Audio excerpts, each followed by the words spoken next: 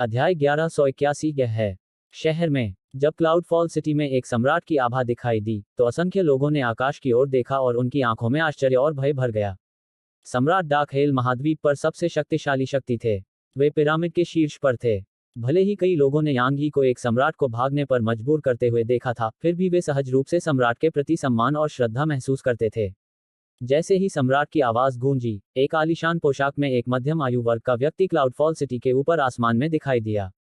उसके ठीक बाद यांग ये के सामने प्रकाश की एक किरण चमकी और वह मध्यम आयु वर्ग का व्यक्ति दिखाई दिया।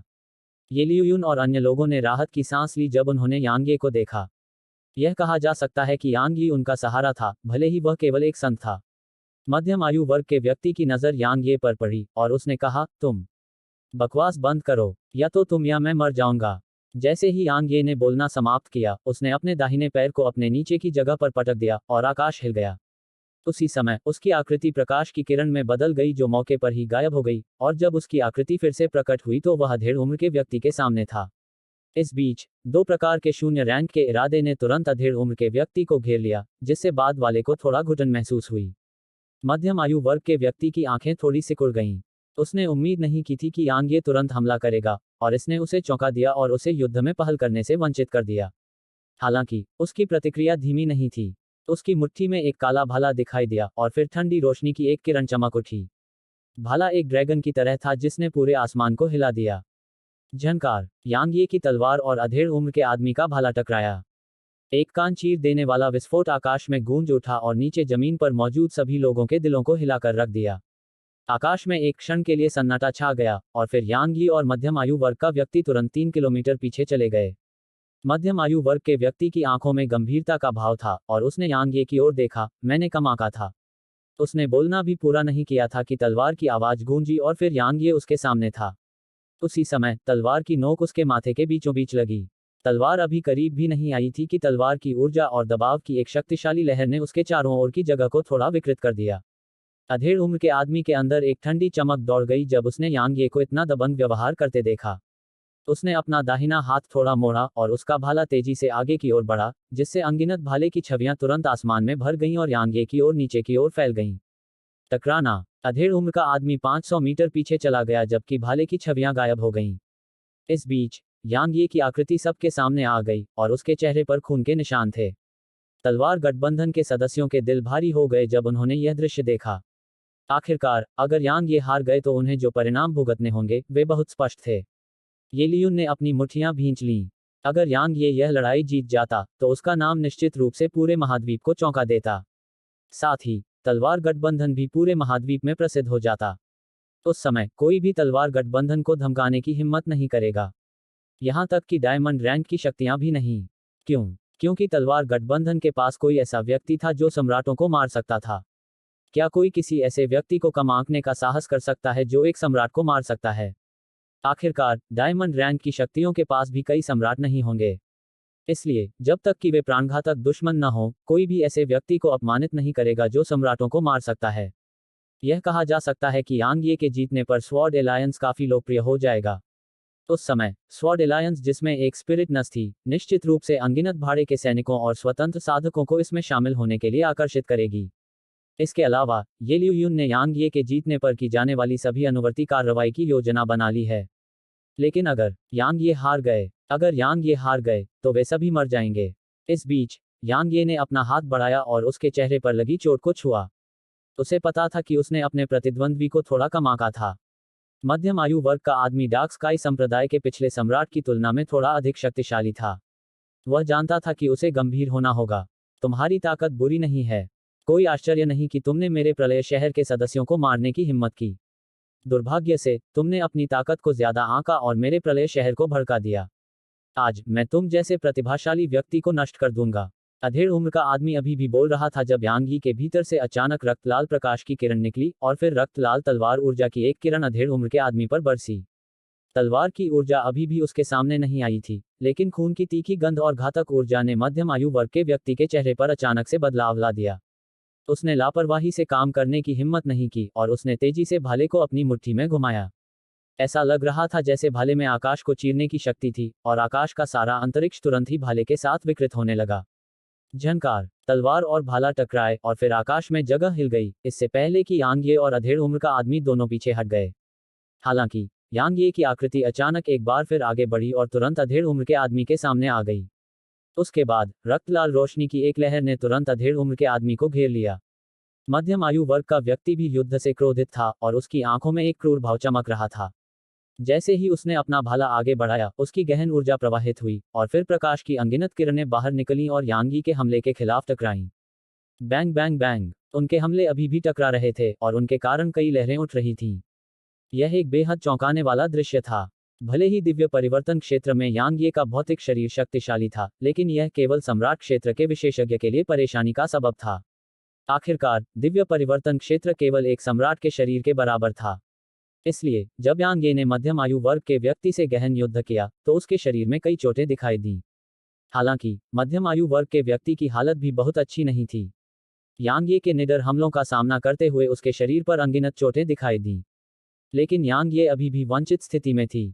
आखिरकार सम्राट 10,000 से ज्यादा सालों तक जीवित रहे थे और उनकी मानसिकता और युद्ध की प्रवृत्ति ऐसी चीजें नहीं थी जिनकी तुलना यांग ये कर सकता था।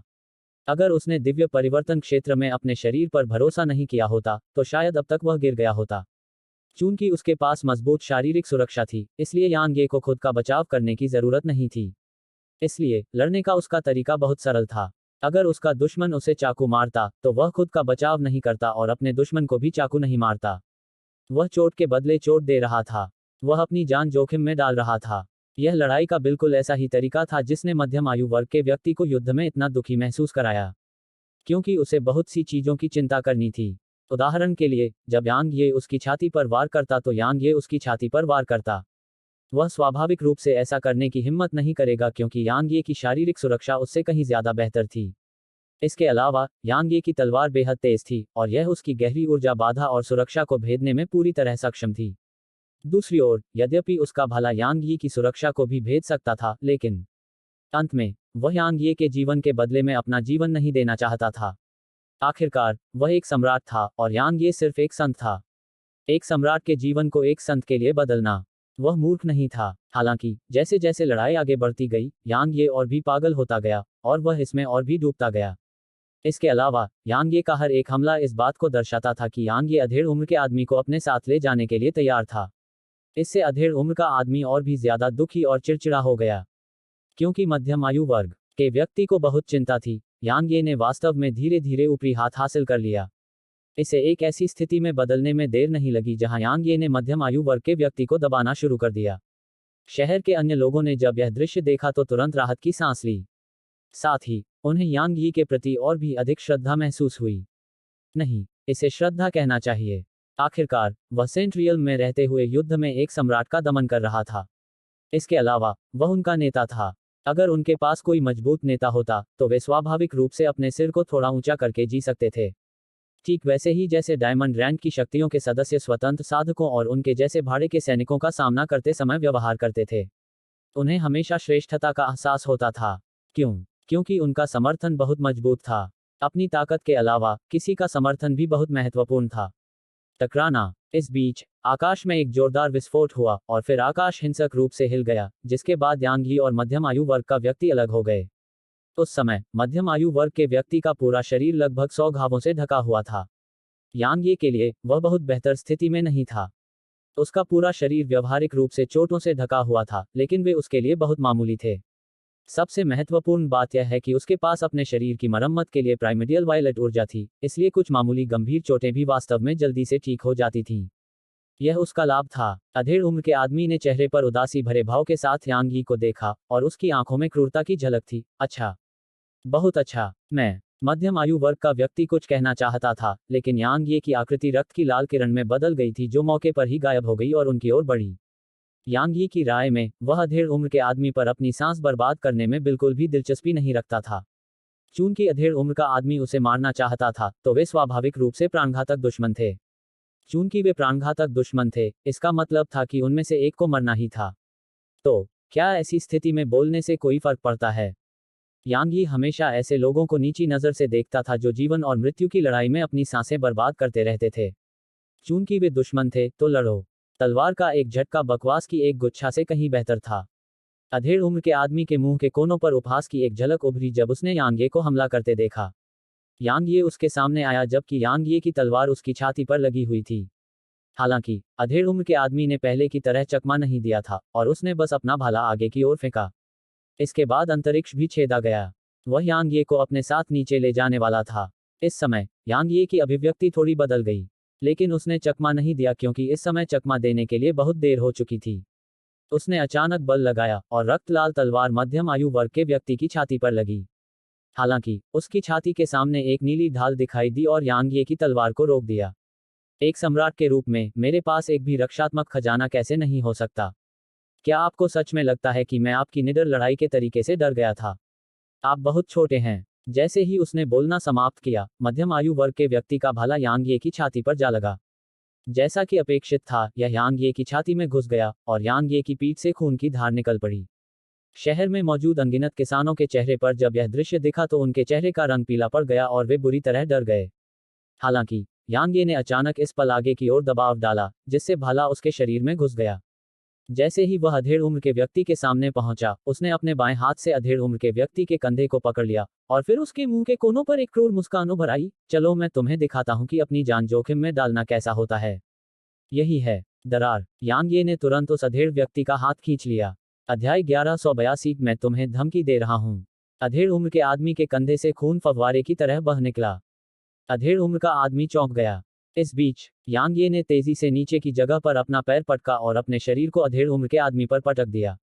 टकराना। मध्यम आयु वर्ग के व्यक्ति का शरीर विस्फोट से नष्ट हो गया। उसी समय यांग ये ने एक बार फिर अपने नीचे की जगह को रौंदा और वह प्रकाश की एक किरण में परिवर्तित हो गया जो मध्यम आयु वर्ग के व्यक्ति से टकराया। सकना। अधेड़ उम्र के आदमी के होठों के बीच से खून की एक फुहार निकली और उसका शरीर फिर से उड़ गया। अधेड़ उम्र के आदमी ने बीच हवा में ही कई बार खून थूका। इस बार उसकी आंखों में खौफ था, क्योंकि वह वाकई यांग ये की लड़ाई में उसकी जान की पूरी तरह से अनदेखी से काफी डरा हुआ था। आखिरकार उसका भाला अभी भी यांग ये की छाती में फंसा हुआ था। यांग ये का चेहरा खून की तरह लाल हो गया था और उसमें हल्का पीलापन भी था। जाहिर है यह एक गंभीर चोट लगने की आह थी। हालांकि यांग ये अभी भी जमकर हमला कर रहा था और वह अपने प्रतिद्वंद्वी को घायल करने के लिए चोट सहने को तैयार था। इस बार मध्यम आयु वर्ग का आदमी सचमुच काफी डरा हुआ था। मध्यम आयु वर्ग के व्यक्ति ने पीछे हटने का इरादा जताया था, लेकिन यांग ये एक बार फिर उसके सामने आ गया था और यांग ये के हाथ में खून से लथपथ लाल तलवार उस पर बरस पड़ी। एक हाथ के नुकसान के कारण वह युद्ध में पूरी तरह से दबा हुआ था और वह व्यावहारिक रूप से यांग ये के हमले को केवल निष्क्रिय रूप से रोकने में सक्षम था। वह एक सम्राट था, इसलिए वह स्वाभाविक रूप से अपने अंगों को फिर से विकसित करने में सक्षम था। हालांकि इसमें समय लगा। फिर भी अब यांग ये ने उसे थोड़ा भी समय नहीं दिया। इसलिए अपने हाथ को बहाल करने की बात तो दूर, उसके पास सांस लेने का भी समय नहीं था। नीचे जमीन पर मौजूद अन्य लोग देख रहे थे कि अधेड़ व्यक्ति को बार बार पीछे धकेला जा रहा था और खून लगातार बह रहा था। फिर भी अधेड़ व्यक्ति अभी भी यांग ये का डटकर विरोध कर रहा था।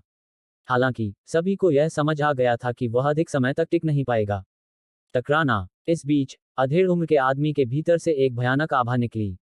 यह एक तेज धार की तरह आगे बढ़ी और यांग ये को लगभग 100 मीटर पीछे से उड़ा दिया। लेकिन जब दर्शकों को लगा कि वह स्थिति को पलटने जा रहा है, तो उसका रूप अचानक घूम गया और आकाश में गायब हो गया। उसके बाद दूर से उसकी आवाज गूंजी, अच्छा, बहुत अच्छा, मैं इसे याद रखूंगा। वह भाग गया। सभी दर्शक दंग रह गए। एक और सम्राट को भागने पर मजबूर होना पड़ा। बहरहाल यह अच्छी बात थी, चाहे जो भी हो। कम से कम उनके सामने जो खतरा था वह टल गया। मुझे लगता है कि यह सबसे अच्छा है अगर आप इसे भूल जाते हैं। यांग ये अचानक आकाश में धीरे से बोला और फिर उसका आकार प्रकाश की किरण में बदल गया जो उसके सामने अंतरिक्ष में प्रवेश कर गया। शून्य फ्लैश तलवार तकनीक। मध्यम आयु वर्ग के व्यक्ति ने बहुत दूर जाने के बाद पीछे की ओर देखा और जब उसे यांग ये का कोई निशान नहीं दिखा तो उसने राहत की सांस ली। उसके चेहरे पर काफी उदास भाव था और यह थोड़ा क्रूर भी था। उसने कभी नहीं सोचा था कि वह एक संत द्वारा पूरी तरह से दबा दिया जाएगा और लगभग मर भी जाएगा। यह उसके लिए अपमानजनक था, एक पूर्ण अपमान। दरअसल उसे इतनी बुरी हार का सामना इसलिए करना पड़ा क्योंकि उसने यांग ये को थोड़ा कम आंका था। अगर उसने लड़ाई की शुरुआत से ही यांग ये को बराबरी का दर्जा दिया होता तो उसे इतनी बुरी हार का सामना नहीं करना पड़ता। लेकिन उसने ऐसा नहीं किया। हालांकि यह बिल्कुल सामान्य बात थी क्योंकि एक सम्राट एक संत को कैसे गंभीरता से ले सकता था। संत तो क्या, अर्ध सम्राट भी उनकी नजरों में चींटियां थे। हालांकि आज उसका सामना एक अजीब व्यक्ति से हुआ। अधेड़ उम्र के आदमी ने गहरी सांस ली और धीरे धीरे अपना बायां हाथ भींच लिया और उसकी आंखों में हत्या की मंशा चमक उठी। वह स्वाभाविक रूप से इस मामले को यहीं खत्म नहीं करना चाहता था। अगर उसने यांग ये को नहीं मारा तो वह भविष्य में दूसरे सम्राटों के बीच अपना सिर कैसे ऊंचा रख पाएगा। मध्यम आयु वर्ग के व्यक्ति ने मुड़कर क्लाउड फॉल सिटी की दिशा में एक नजर डाली और उसकी आंखों में एक क्रूर भाव चमक उठा। बस तुम इंतजार करो। जैसे ही उसने बोलना समाप्त किया, वह पीछे मुड़कर जाने वाला था, लेकिन अचानक उसकी पुतलियां सिकुड़ गईं और उसके रोंगटे खड़े हो गए। वह तेजी से मुड़ा और अपनी दाहिनी हथेली आगे की ओर थपथपाई। जिस क्षण उसकी हथेली आगे की ओर झुकी, उसके सामने रक्त लाल प्रकाश की एक किरण प्रकट हुई। अनुभव करना। रक्त की लाल रोशनी तुरंत उसकी बांह में घुस गई और उसके कंधे से होकर निकल गई, जिससे उसका पूरा बायां हाथ 2 टुकड़ों में कट गया। इस बीच यांग ये उसके सामने आ गया था।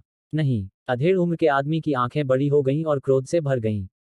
रुको। अचानक दूर से एक उग्र चिल्लाहट गूंजी। आवाज का मालिक अभी तक नहीं आया था, लेकिन उस रोष भरी चीख ने यांग यी के आसपास के स्थान को हिंसक रूप से हिला दिया। यह एक और सम्राट था। हालांकि यांग ये ने न तो भौहें सिकोड़ी और न ही उसकी तलवार रुकी। उसने तुरंत मध्यम आयु वर्ग के व्यक्ति के माथे के बीच में वार कर दिया। अनुभव करना। अधेड़ उम्र के आदमी के सिर के पीछे से खून की एक धार निकली और उसकी पुतलियां सिकुड़ गईं। एक पल बाद उसकी आंखों का रंग धीरे धीरे फीका पड़ गया। उसी समय अधेड़ उम्र के आदमी के भीतर से भयानक आत्मिक ऊर्जा की एक लहर बह निकली। आसपास का एक बड़ा क्षेत्र तुरंत आत्मिक ऊर्जा से भर गया और ऐसा लगा जैसे यांग ये आत्मिक ऊर्जा के सागर में था। इस बीच स्ट्रोई तुरंत यांग यी की छाती से बाहर निकली, अपना मुंह खोला और चूसा। आध्यात्मिक ऊर्जा तुरंत एक धार में बदल गई जो उसके मुंह में बह गई। जैसे जैसे अधिक से अधिक आत्मिक ऊर्जा अवशोषित होती गई, स्ट्रोई का शरीर और भी अधिक सफेद होता गया।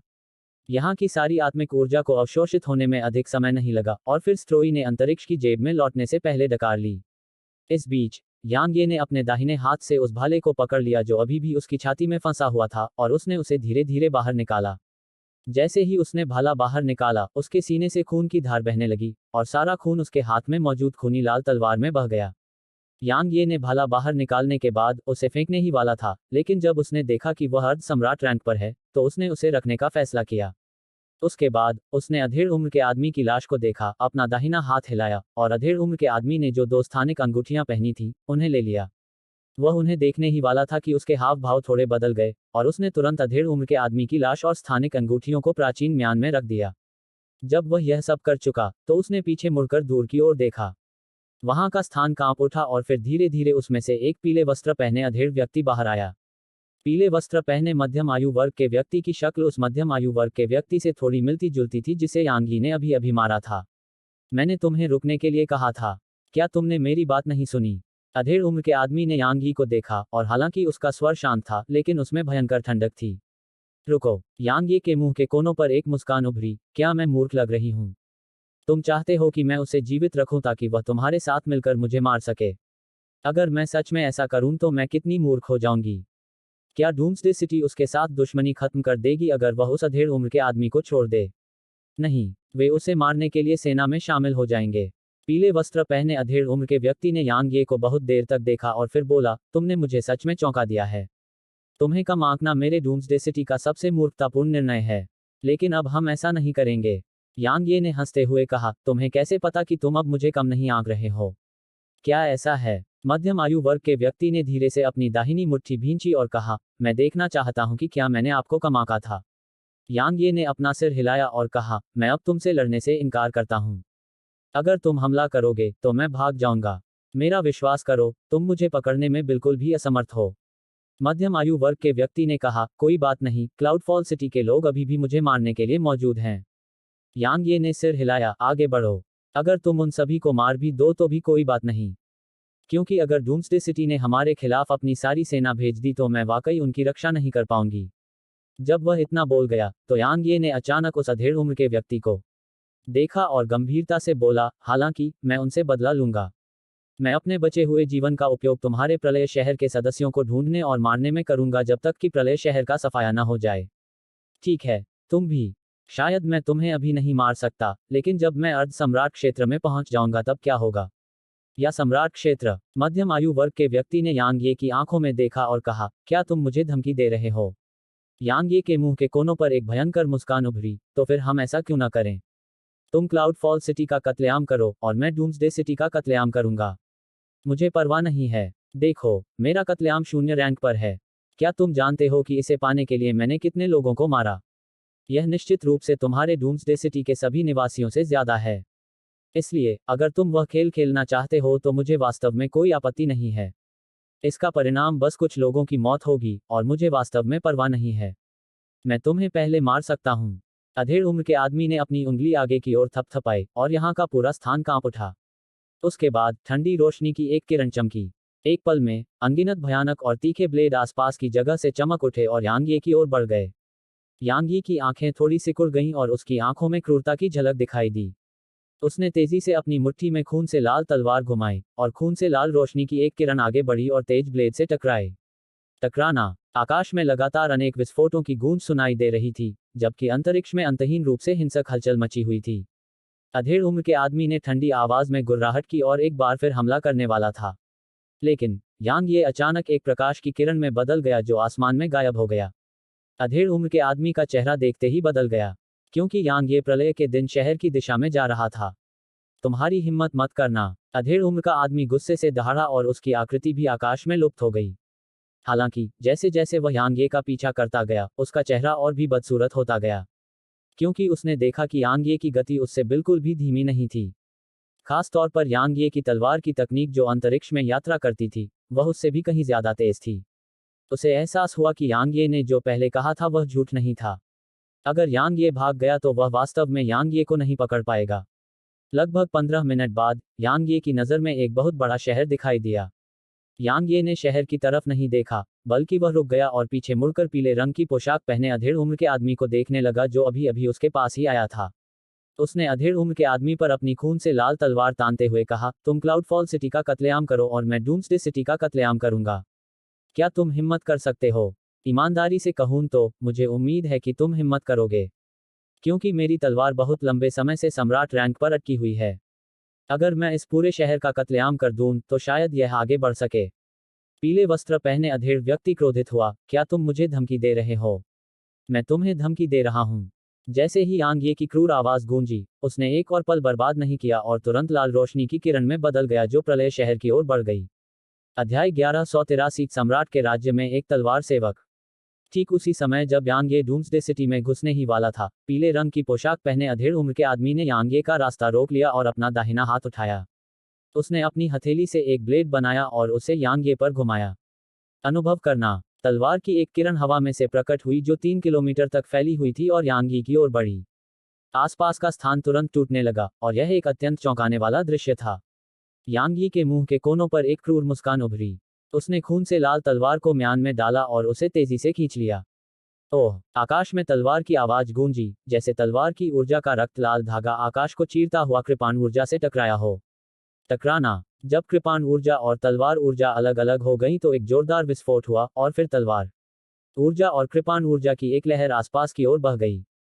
यांग यी और मध्यम आयु वर्ग का व्यक्ति एक दूसरे से 300 मीटर की दूरी पर खड़े थे और उन्होंने दोबारा हमला नहीं किया।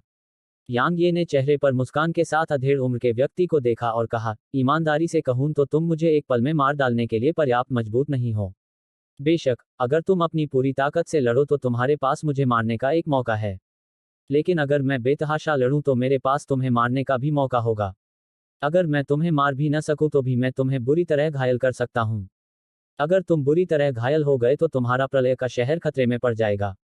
बेशक, शायद प्रलय के शहर में अभी भी सम्राट हैं, लेकिन अगर मैं गलत नहीं हूं, तो चूंकि वह सम्राट अभी भी दिखाई नहीं दिया है, तो वह व्यक्ति या तो प्रलय के शहर में नहीं है या उसे कोई और जरूरी काम निपटाना है न? मध्यम आयु वर्ग के व्यक्ति ने यांग यी को बहुत देर तक देखा और फिर कहा, यह इसका अंत नहीं है। जैसे ही उसने बोलना समाप्त किया, वह घूम गया और एक प्रकाश की किरण में परिवर्तित हो गया जो प्रलयकालीन शहर में लुप्त हो गया। हालांकि यांग ये ने अचानक अपनी तलवार खींची और उसे घुमाया। तलवार की ऊर्जा की एक किरण दूर अंतरिक्ष में फैल गई, और फिर एक जोरदार विस्फोट हुआ और मध्यम आयु वर्ग का आदमी एक बार फिर यांग ये के सामने आ गया। यांग ये ने मध्यम आयु वर्ग के व्यक्ति को देखा और मुस्कुराया, क्या आप यह देखने का इंतजार कर रहे थे कि मेरी चोटें कितनी गंभीर हैं ताकि आप मुझे मार सकें? अधेड़ उम्र का आदमी चुपचाप यांग ये को देखता रहा। इस बीच यांग ये ने कहा, मैं वास्तव में बहुत बुरी तरह घायल हूं। यदि आप अपनी पूरी ताकत का उपयोग करते हैं, तो आपके पास निश्चित रूप से मुझे मारने का एक बड़ा मौका होगा। लेकिन समस्या यह है कि क्या आप ऐसा करने की हिम्मत करेंगे? क्या आप करेंगे? आप नहीं करेंगे। मैं किसी भी समय क्लाउडफॉल सिटी के लोगों को छोड़ सकता हूँ। किसी भी मामले में, मैं इसे केवल अपनी मर्जी से स्थापित करता हूँ। लेकिन आपका डूम्सडे सिटी बहुत बड़ा है। क्या आप इसे छोड़ने के लिए तैयार होंगे? मध्यम आयु वर्ग के व्यक्ति ने यांग यी को कुछ देर तक देखा, फिर उसके मुंह के कोनों पर उपहास की एक झलक उभरी। आपने इतना कुछ क्यों कहा और यह सब क्यों किया? इसका असली कारण यह है कि आप वास्तव में क्लाउडफॉल सिटी की रक्षा करना चाहते हैं, है ना? यांग ये ने सिर हिलाया और फिर उसने अधेड़ उम्र के आदमी की तरफ देखा। चूंकि तुम इसे देख चुके हो, तो फिर तुम मेरे साथ खेलने की हिम्मत क्यों नहीं करते? आखिरकार, क्लाउडफॉल सिटी को नष्ट करने में तुम्हें बस कुछ ही सांसों का समय लगेगा। लेकिन मेरे लिए इतने कम समय में डूम्सडे सिटी को नष्ट करना शायद असंभव होगा। हालांकि, तुम्हारा डूम्सडे सिटी तब से पीड़ित होगा क्योंकि एक सम्राट के बराबर का विशेषज्ञ हर समय छाया से उस पर नजर रखेगा। मध्यम आयु वर्ग के व्यक्ति ने यांग ये को बहुत देर तक देखा और फिर कहा, जरा रुको और देखो। जैसी आपकी इच्छा। जैसे ही यांग ये ने बोलना समाप्त किया, वह दूर की ओर भाग गया। अधेड़ उम्र के आदमी ने धीरे धीरे अपनी मुट्ठियां भींच लीं और यांग ये को जाते हुए देखा और उसकी आंखों में भयानक ठंडक थी। पहले भी उसके मन में यांग ये को मारने की अनगिनत इच्छाएं थीं, लेकिन उसने आखिरकार खुद को रोक लिया। वह वास्तव में चिंतित था। उसे चिंता थी कि कोई सम्राट जैसा विशेषज्ञ छाया से डूम्सडे सिटी पर नजर रख रहा होगा, और यह विशेष रूप से तब था जब डूम्सडे सिटी ने पहले ही एक सम्राट खो दिया था। इस दुनिया की कुछ शीर्ष शक्तियों में से एक के रूप में, डूम्सडे सिटी के स्वाभाविक रूप से कई दुश्मन थे। एक बार जब उन दुश्मनों को मौका दिया गया, तो वे निश्चित रूप से डूम्सडे सिटी के खिलाफ कार्रवाई करेंगे। इसके अलावा, यांग ये एक पागल आदमी की तरह लग रहा था। नहीं, उसे पागल ही कहा जाना चाहिए।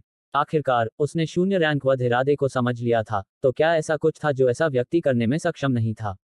अंत में, पीले वस्त्र पहने मध्यम आयु वर्ग के व्यक्ति ने यांग यी से मौत तक लड़ना नहीं चाहा। किसी भी मामले में, बदला लेने की कोई जल्दी नहीं थी। मध्यम आयु वाले व्यक्ति ने एक गहरी सांस ली, अपने दिल में हत्या के इरादे को बलपूर्वक दबाया, क्लाउडफॉल सिटी की दिशा में ठंडी नजर से देखा, और फिर आकाश में गायब हो गया। Dot dot dot Cloudfall City. जब यांग ये वापस लौटा तो पूरा शहर उत्साह से भर गया। यांग ये की वापसी ने साबित कर दिया कि यांग ये जीत गई है। इसके अलावा, यह साबित हुआ कि यांग ये की ताकत न केवल सम्राटों के बराबर थी, बल्कि यह कई सम्राटों से भी आगे थी। इस क्षण उन्हें लगा कि उनका भविष्य अब इतना अस्पष्ट नहीं रहा। आखिरकार, एक सम्राट के बराबर एक विशेषज्ञ के साथ, भविष्य में तलवार गठबंधन के लिए महाद्वीप की डायमंड रैंक शक्ति बनने की बहुत संभावना थी। इसके बारे में सोचते ही कई लोग उत्साह से उबलने लगे, और उनका खून भी उत्साह से उबलने लगा। क्लाउडफॉल सिटी में वापस आते ही, यांग ये तुरंत अपने कमरे में लौट आया, और फिर उसने मुंह भर खून थूक दिया। उसने अपने मुंह के कोने पर लगे खून को पोंछा, एक क्षण तक गहराई से सोचा, और फिर पालथी मारकर बैठ गया और कुछ बैंगनी क्रिस्टलों के भीतर ऊर्जा को अवशोषित करना शुरू कर दिया। दरअसल, पीले वस्त्र पहने अधेड़ उम्र के व्यक्ति को पता ही नहीं था कि वह पहले से ही थका हुआ था। एक सम्राट के साथ युद्ध ने उसकी गहन ऊर्जा का एक बड़ा हिस्सा खा लिया था, और उसका शरीर पहले से ही थका हुआ था। अंत में, उसने सम्राट को मारने के लिए खुद को चोट लगने की भी अनुमति दी। इसलिए, यह कहा जा सकता है कि उस समय उसकी चोटें पहले से ही बहुत गंभीर थीं। बेशक, जब अतीत में उसके शरीर के लगभग ढह जाने पर उसे जो चोटें लगी थीं, उनकी तुलना में ऐसी चोटें सामान्य थीं। हालांकि, अगर पीले वस्त्र पहने मध्यम आयु वर्ग के व्यक्ति ने जाने का फैसला नहीं किया होता, तो वह वास्तव में खतरे में होता। इसलिए, उसे पागल की तरह व्यवहार करना पड़ा, और ऐसा व्यवहार करना पड़ा जैसे उसे अपने जीवन की कोई परवाह नहीं है। क्योंकि दुनिया ऐसी ही थी। कमजोर लोग मजबूत लोगों से डरते थे, मजबूत लोग उन लोगों से डरते थे जिन्हें अपने जीवन की कोई परवाह नहीं थी, और जो लोग अपने जीवन की कोई परवाह नहीं करते थे वे पागल लोगों से डरते थे। क्या कोई सामान्य व्यक्ति किसी पागल व्यक्ति से मौत तक लड़ेगा? मध्यम आयु वर्ग का वह व्यक्ति एक सामान्य व्यक्ति था, और वह एक समझदार व्यक्ति था, इसलिए स्वाभाविक रूप से उसने ऐसा नहीं किया। बेशक, मुख्य कारण यांग यी की ताकत थी। अगर कोई पागल की तरह काम करता है लेकिन उसके पास कोई ताकत नहीं है, तो वह सिर्फ मूर्ख है। जैसे जैसे आदिम बैंगनी ऊर्जा लगातार उसके शरीर की मरम्मत कर रही थी, उसके शरीर की चोटें धीरे धीरे ठीक हो रही थीं। 1 घंटे से भी कम समय में, उसकी अधिकांश चोटें ठीक हो गईं। भले ही यांग यी को आदिम बैंगनी ऊर्जा की असाधारणता का पता था, फिर भी वह इसकी क्षमता से हैरान था। जब उपचार की बात आती है तो यह वास्तव में स्वर्ग को चुनौती देने वाला था। अगर यह उसकी आदिम बैंगनी ऊर्जा के लिए नहीं होता, तो वह अपने प्रतिद्वंद्वी को मारने के लिए खुद को घायल करने की हिम्मत नहीं करता। यह कहा जा सकता है कि उसके शरीर की ताकत के अलावा, एक और कारण था जिसके कारण वह इस तरह के पागल की तरह काम करने की हिम्मत करता था, और वह था आदिम बैंगनी ऊर्जा। जब तक वह एक भी वार से नहीं मारा जाता और अभी भी सांस ले रहा होता, तब तक आदिम बैंगनी ऊर्जा उसे वापस ला सकती थी। यांग यी ने अपनी चेतना को अपने शरीर में डुबो दिया और वह चुपचाप घूमते हुए छोटे भंवर को देखता रहा। उसने संत क्षेत्र प्राप्त कर लिया था, लेकिन छोटे भंवर में अभी भी ठीक होने के कोई संकेत नहीं दिख रहे थे। क्या ऐसा इसलिए है क्योंकि मैं अभी भी पर्याप्त रूप से मजबूत नहीं हूं? अतीत में उसने ऐसा नहीं सोचा होगा क्योंकि संत क्षेत्र बहुत मजबूत था। खास तौर पर वह, उसकी युद्ध शक्ति बहुत अच्छी थी और कम से कम उसके लिए साधना के उसी क्षेत्र में अपने साथियों के बीच कोई मुकाबला पाना काफी मुश्किल था। लेकिन जब उसने कई अन्य विशेषज्ञों की ताकत देखी तो उसे पता चला कि संत वास्तव में बहुत कमजोर थे। इसलिए संत क्षेत्र की बात तो दूर, सम्राट क्षेत्र भी बहुत कमजोर था।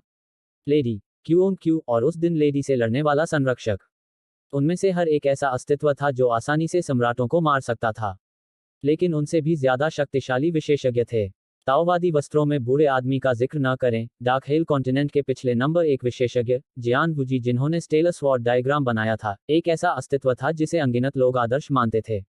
जहां तक ताओवादी पोशाक पहने बूढ़े आदमी की बात है, संक्षेप में, जैसे जैसे उसकी ताकत बढ़ती गई, उसे यह स्पष्ट समझ आने लगी कि वह कितना कमजोर है। यांग ये बहुत देर तक चुप रहा, फिर उसने धीरे से आह भरी और फिर उसने अपनी आंखें खोलीं। कोई बात नहीं, उसे लगा कि जब तक सू किंगशी और बाकी लोग ठीक हैं, तब तक सब ठीक है। जहां तक प्रिमोडियल वायलेट पैगोडा की बात है, उसे विश्वास था कि उसे फिर से वहां पहुंचने में ज्यादा समय नहीं लगेगा। क्योंकि अब वह छोटा भंवर स्पष्ट रूप से बहुत अधिक सक्रिय था और वह उससे संवाद करने के लिए भी तैयार था। उदाहरण के लिए, जब उसे इसकी आवश्यकता होती तो वह तुरंत उसे प्राइमर्डियल वायलेट ऊर्जा भेज देता और उसे मनाने की कोशिश नहीं करनी पड़ती, जैसा कि उसे पहले करना पड़ता था। यांग ये ने अपना सिर हिलाया और अपने विचारों को नियंत्रित किया, फिर उसने वह स्थानिक अंगूठी निकाली जो उसने अभी अभी सम्राट को मारने से प्राप्त की थी। उसने उसकी सामग्री पर नजर डाली। वहां लगभग 5000 बैंगनी क्रिस्टल थे और दूसरी चीजों का एक बड़ा ढेर था। लेकिन उसने उनमें से किसी को भी महत्व नहीं दिया क्योंकि सभी खजाने और तकनीकें ज्यादातर दिव्य रैंक पर थीं। हालांकि उसे उनकी कोई जरूरत नहीं थी, फिर भी वह उन्हें स्वॉर्ड एलायंस के सदस्यों को दे सकता था या बेच सकता था। आखिरकार, स्वॉर्ड एलायंस को अपनी ताकत बढ़ाने के लिए बैंगनी क्रिस्टल की जरूरत थी। यांग ये ने स्थानिक अंगूठी को दूर रखा और फिर उसके हाथ में एक भाला दिखाई दिया। यह पूरी तरह से काला और बर्फीला ठंडा था और इस पर रहस्यमय प्रतीक अंकित थे। यह अर्ध सम्राट रैंक पर था। यांग ये ने थोड़ी देर तक उसे देखा और फिर उसे एक तरफ रखने से पहले उसने थोड़ा सिर हिलाया। इसके बाद उसकी हथेली पर एक नीले रंग का हथेली के आकार का दर्पण दिखाई दिया। यह वह खजाना था जिसका इस्तेमाल सम्राट ने पहले अपने हमले को रोकने के लिए किया था। दर्पण पूरी तरह नीला था और बिल्कुल भी खास नहीं लग रहा था। लेकिन यांग ये जानता था कि यह साधारण नहीं था क्योंकि उसकी पूरी ताकत से किया गया वार भी उस पर कोई निशान नहीं छोड़ पाया था। यांग ये ने एक पल के लिए हिचकिचाहट के बाद उसे भी दूर रख दिया। भले ही वह बुरा नहीं था, लेकिन यह उसके लिए वास्तव में उपयोगी नहीं था। आखिरकार, उसका शरीर सम्राट क्षेत्र के बराबर था और यह सम्राट रैंक के खजाने के बराबर था। इसलिए, अगर उसके दुश्मन की ताकत उसकी सुरक्षा को भेद सकती है, तो यह स्वाभाविक रूप से दर्पण को भेद सकती है। इसलिए, उन्होंने महसूस किया कि इसका स्वयं उपयोग करना व्यर्थ है। दर्पण को दूर रखने के बाद, यांग ये ने उस सम्राट की लाश को वापस लेने से पहले एक पल के लिए गहराई से सोचा। उसने कभी किसी सम्राट को तलवार सेवक के रूप में परिष्कृत नहीं किया था, इसलिए वह वास्तव में आश्वस्त नहीं था। आखिरकार, आध्यात्मिक ऊर्जा को समाप्त करने के अलावा, यह उसे प्रतिशोध का सामना भी करवा सकता था। अगर उसे बैकलैश का सामना करना पड़ा तो यह काफी गंभीर होगा। क्योंकि यह उसके शरीर जैसा कुछ नहीं था, इसलिए इसे प्राइमोडियल वायलेट एनर्जी द्वारा थोड़े समय में ठीक नहीं किया जा सकता था। अगर यह अतीत में था, तो थोड़ा बैकलैश उसके लिए कोई समस्या नहीं होगी। फिर भी, अब, अगर वह बैकलैश से पीड़ित होता है और गंभीर रूप से घायल हो जाता है, तो क्लाउडफॉल सिटी खतरे में पड़ जाएगी। बेशक, उसके लिए हार मानना था। अगर वह अभी भी सिर्फ आधा संत होता तो वह बिल्कुल भी कोशिश नहीं करता। लेकिन अब वह एक संत था।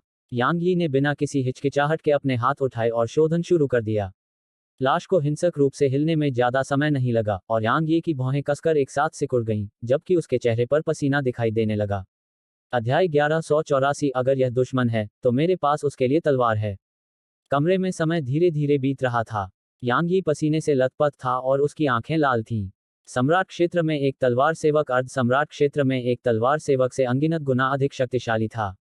नहीं, यह कहा जाना चाहिए कि उनकी तुलना बिल्कुल नहीं की जा सकती। अगर वह संत क्षेत्र में नहीं पहुंचा होता, तो यांग ये को अब तक शायद ही किसी तरह की प्रतिक्रिया का सामना करना पड़ा होता। भले ही अब वह एक संत था, फिर भी उसे परिष्कृत करना अत्यंत कठिन था।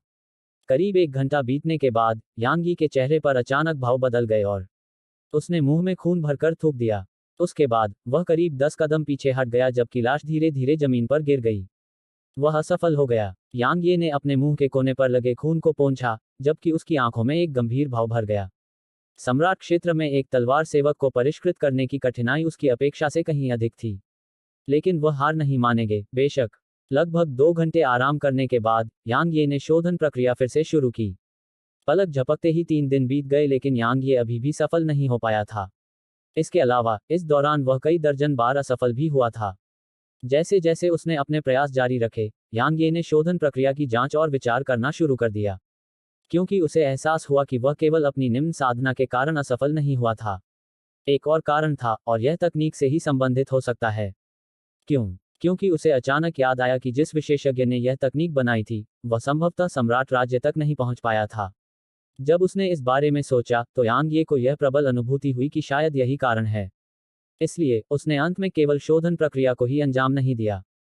उसने तलवार सेवक को परिष्कृत करते हुए इसका थोड़ा थोड़ा अध्ययन किया, और फिर उसने शोधन तकनीक को संशोधित और बेहतर बनाया। हालांकि यह और भी कठिन था, लेकिन इससे बचा नहीं जा सकता था। वह सम्राट क्षेत्र में तलवार सेवक को रखने का अवसर नहीं छोड़ना चाहता था। आखिरकार सम्राट क्षेत्र में एक तलवार सेवक उसके लिए अभी बहुत बड़ी सहायता होगी। 2 दिन और बीतने में ज्यादा समय नहीं लगा। यांग ये का तनाव धीरे धीरे कम होने लगा था। हालांकि पिछले 2 दिनों में वह कई बार असफल हुआ था, लेकिन उसने और भी ज्यादा समस्याओं की खोज की थी और उन्हें लगातार हल किया था। एक और दिन बीत गया। अचानक यांग ये ने राहत की सांस ली, और फिर वह पीछे की ओर गिर गया और तेजी से सांस लेने लगा। जहां तक उसके सामने खड़े सम्राट राज्य तलवार सेवक का प्रश्न है, उसने धीरे धीरे उसके सामने घुटने टेक दिए। वह सफल हो गया। कई दिनों तक लगातार कड़ी मेहनत करने के बाद अंततः वह तलवार सेवकों को परिष्कृत करने की तकनीक को संशोधित करने और सुधारने में सफल हो गया। लेकिन यह बहुत थका देने वाला था। इस समय यांग ये को ऐसा लग रहा था जैसे उसने 3 दिन और 3 रात तक किसी सम्राट से लड़ाई की हो। वह न केवल शारीरिक रूप से थका हुआ था, बल्कि मानसिक रूप से भी अधिक थका हुआ था। क्योंकि इस दौरान उसका दिमाग तनाव में था और उसने बिल्कुल भी आराम करने की हिम्मत नहीं की थी। सौभाग्य से उसकी थकावट इसके लायक थी, क्योंकि अब उसके पास सम्राट क्षेत्र में एक तलवार सेवक था। यांग ये ने खड़े होने से पहले थोड़ी देर आराम किया और फिर उसने काला भाला तलवार सेवक की ओर फेंका। तलवार सेवक ने भाला ले लिया और यांग ये के पास खड़ा हो गया। उसने इस बारे में बहुत सोचा था और आखिरकार उसने सम्राट क्षेत्र तलवार सेवक को अर्ध सम्राट रैंक भाला देने का फैसला किया, क्योंकि यह तलवार सेवक की ताकत में जबरदस्त वृद्धि प्रदान करेगा। आखिरकार कठपुतलियों और सच्चे सम्राटों की लड़ाकू ताकत के बीच निश्चित रूप से एक अंतर था, इसलिए तलवार सेवक की ताकत निश्चित रूप से बहुत बढ़ जाएगी यदि उसके पास वह भाला होता। अचानक स्ट्रोई यांग ये की छाती से बाहर निकली। यांग ये उसे देखकर दंग रह गया क्योंकि वह पहले से कहीं ज्यादा बड़ी हो गई थी। यांग ये कुछ देर के लिए स्तब्ध रह गया, फिर उसने कहा, तुम मोटे हो गए हो। स्ट्रोई ने पलकें झपकाईं, लेकिन उसे समझ नहीं आया कि उसका क्या मतलब है। अचानक उसकी आंखें चमक उठी, और फिर वह प्रकाश की किरण में बदल गई जो यांग ये की छाती के सामने अंतरिक्ष की जेब में प्रवेश कर गई। उसे एक बार फिर से उभरने में ज्यादा समय नहीं लगा, और फिर यांग ये ने चौंक कर देखा क्योंकि उसने अपना मुंह खोला और हल्के से थूका। उसके मुंह से ढेर सारे बैंगनी क्रिस्टल निकल पड़े। 1000, 2000, 5000, 7000। यांग ये के हाथ उत्साह से कांप रहे थे जब उसने उसे अधिक से अधिक बैंगनी क्रिस्टल थूकते हुए देखा। उसे अपना काम पूरा करने में ज्यादा समय नहीं लगा, और यांग ये के सामने 11,000 से अधिक बैंगनी क्रिस्टल थे। 11,000 से अधिक। यांग ये की सांस फूल गई। अगर वह रेडियंट आयाम में होता, तो इतनी संख्या में बैंगनी क्रिस्टल बहुत ज्यादा नहीं होते, लेकिन फिर भी वह निश्चित रूप से उसे प्रभावित करते। हालांकि वह अब डार्क हेल कॉन्टिनेंट में था। यहाँ 10,000 बैंगनी क्रिस्टल निश्चित रूप से रेडियंट आयाम में 100,000 या उससे भी ज्यादा बैंगनी क्रिस्टल के बराबर थे। इससे बचा नहीं जा सकता था क्योंकि यहाँ बैंगनी क्रिस्टल और स्पिरिट एनर्जी वाकई बहुत कम थी। यांग ये ने सांस फूली और फिर उसने स्ट्रोई की ओर अपना हाथ बढ़ाया और कहा, क्या तुम्हारे पास और है? स्ट्रोई ने पलकें झपकाईं, और फिर उसने अपना सिर नीचे किया और यांग ये के हाथ चाटे। उसके बाद यांग ये की हथेली पर तरल पदार्थ का एक छोटा सा पोखर दिखाई दिया। लार। यांग ये का चेहरा काला पड़ गया, लेकिन उसे यह समझने में देर नहीं लगी कि यह लार नहीं थी, यह आध्यात्मिक ऊर्जा थी, और यह अत्यंत सघन आध्यात्मिक ऊर्जा थी। यांग ये ने बैंगनी क्रिस्टल को एक तरफ रख दिया और स्ट्रोई के सिर को सहलाते हुए मुस्कुराया, आत्मिक ऊर्जा को अवशोषित करके तुम मजबूत बनोगे, है ना? उसने पहले भी देखा था कि स्ट्रोई में बदलाव आते हैं क्योंकि वह अधिक से अधिक आध्यात्मिक ऊर्जा को अवशोषित करती है। लेकिन उस समय शायद ऐसा इसलिए था क्योंकि उसने बहुत कम अवशोषित किया था, लेकिन उसके द्वारा किए गए परिवर्तन बहुत स्पष्ट नहीं थे। फिर भी अब स्ट्रोई न केवल सम्राट की मृत्यु के बाद उभरी आध्यात्मिक ऊर्जा को अवशोषित करने से बड़ी हो गई थी, बल्कि उसे लगा कि उसके अंदर कुछ बदलाव हुए हैं। हालांकि वह इस पर उंगली नहीं रख पाया। जहां तक स्ट्रोई से इसके बारे में पूछने की बात है, तो यह प्रयास की बर्बादी होगी। वह बस पलक झपकाएगी। जाहिर है, खुद उसे भी नहीं पता था कि वह क्या है। यांग ये ने अपना सिर हल्के से रगड़ा और मुस्कुराए, आओ बाहर चलें। लेकिन स्ट्रोई ने अपना सिर हिलाया, और फिर उसकी आंखें थोड़ी सिकुड़ गईं क्योंकि उसने यांग यी की छाती की ओर इशारा किया। यांग ये ने पूछा, क्या आप सोना चाहते हैं? स्ट्रोई ने तुरंत सिर हिलाया। यांग ये ने हंसते हुए कहा, तो जल्दी से अंदर जाओ और सो जाओ। स्ट्रोई ने सिर हिलाया। वह यांग यी के पास गई और उसके माथे पर हल्के से चुंबन किया। उसे चूमते ही उसका चेहरा तुरंत लाल हो गया, और फिर वह तेजी से अंतरिक्ष की जेब में चली गई। यांग ये जोर से हंसा। उसने अपना दाहिना हाथ हिलाया और कमरे से बाहर जाने से पहले तलवार सेवक को दूर कर दिया। डॉट डॉट डॉट हॉल में इस समय यह अब बहुत ज्यादा क्षतिग्रस्त अवस्था में नहीं था। यह न केवल 10,000 से ज्यादा लोगों को समायोजित करने लायक बड़ा हो गया था, बल्कि यह काफी भव्य भी हो गया था। यह सब स्वाभाविक रूप से ये लियुन की बदौलत था। यांग ये मेजबान की सीट पर बैठे थे जबकि ये लियुन और दूसरे लोग उनके नीचे बैठे थे। ये लियुन और कुछ अन्य लोगों के अलावा वहां कई अन्य अपरिचित चेहरे भी थे, और वे सभी अर्ध सम्राट थे। यांग यी को यह बात बहुत आश्चर्यचकित कर गई। तलवार मास्टर, सभी ने यांग ये को प्रणाम किया और उसका आदरपूर्वक अभिवादन किया। हालांकि यांग ये सिर्फ एक संत था, लेकिन इससे उनके प्रति उनके मन में जो श्रद्धा थी, उसमें कोई कमी नहीं आई। यह कहा जा सकता है कि उनके दिलों में यांग ये की प्रतिष्ठा किसी और से बेजोड़ थी। अतीत में उनमें से कई लोगों के पास अपनी खुद की कुछ योजनाएं थीं। फिर भी अब, भले ही उनके पास योजनाएं हों, वे इसे प्रदर्शित करने की हिम्मत नहीं करते। यांग ये के पास न केवल जबरदस्त ताकत थी, बल्कि वह बेहद निर्दयी भी था। जबकि सभी ने यांग ये को प्रणाम किया, नानशून ने उसकी जगह अपनी जीभ बाहर निकाली। जहां तक उसका सवाल था, यांग ये अभी भी वही दुखी बच्चा था जो शेखी बघारना और कमजोर बनना पसंद करता था। यांग ये ने उसकी ओर देखा, अपना सिर हिलाया और मुस्कुराया, फिर उसने चेहरे पर गंभीर भाव के साथ दूसरों की ओर देखा, उठो। सभी ने यांग यी की ओर हल्का सा सिर हिलाया और अपनी सीटों पर लौट गए। यांग ये ने ये लियुन को देखा और कहा, मिस ये, ऐसा लगता है कि हमारे शहर में कई नए चेहरे हैं। इसके अलावा, मैं महसूस कर सकता हूं कि शहर में विशेषज्ञों की संख्या में सिर्फ थोड़ी सी ही वृद्धि नहीं हुई है। ये लियुन आगे बढ़ा और बोला, स्वॉर्ड मास्टर, यह सब स्वाभाविक रूप से आपकी बदौलत है। कुछ दिन पहले आपने सेंट रियल्म में रहते हुए डूम्सडे सिटी के एक सम्राट को मार डाला था। इसकी खबर पूरे महाद्वीप में फैल गई है।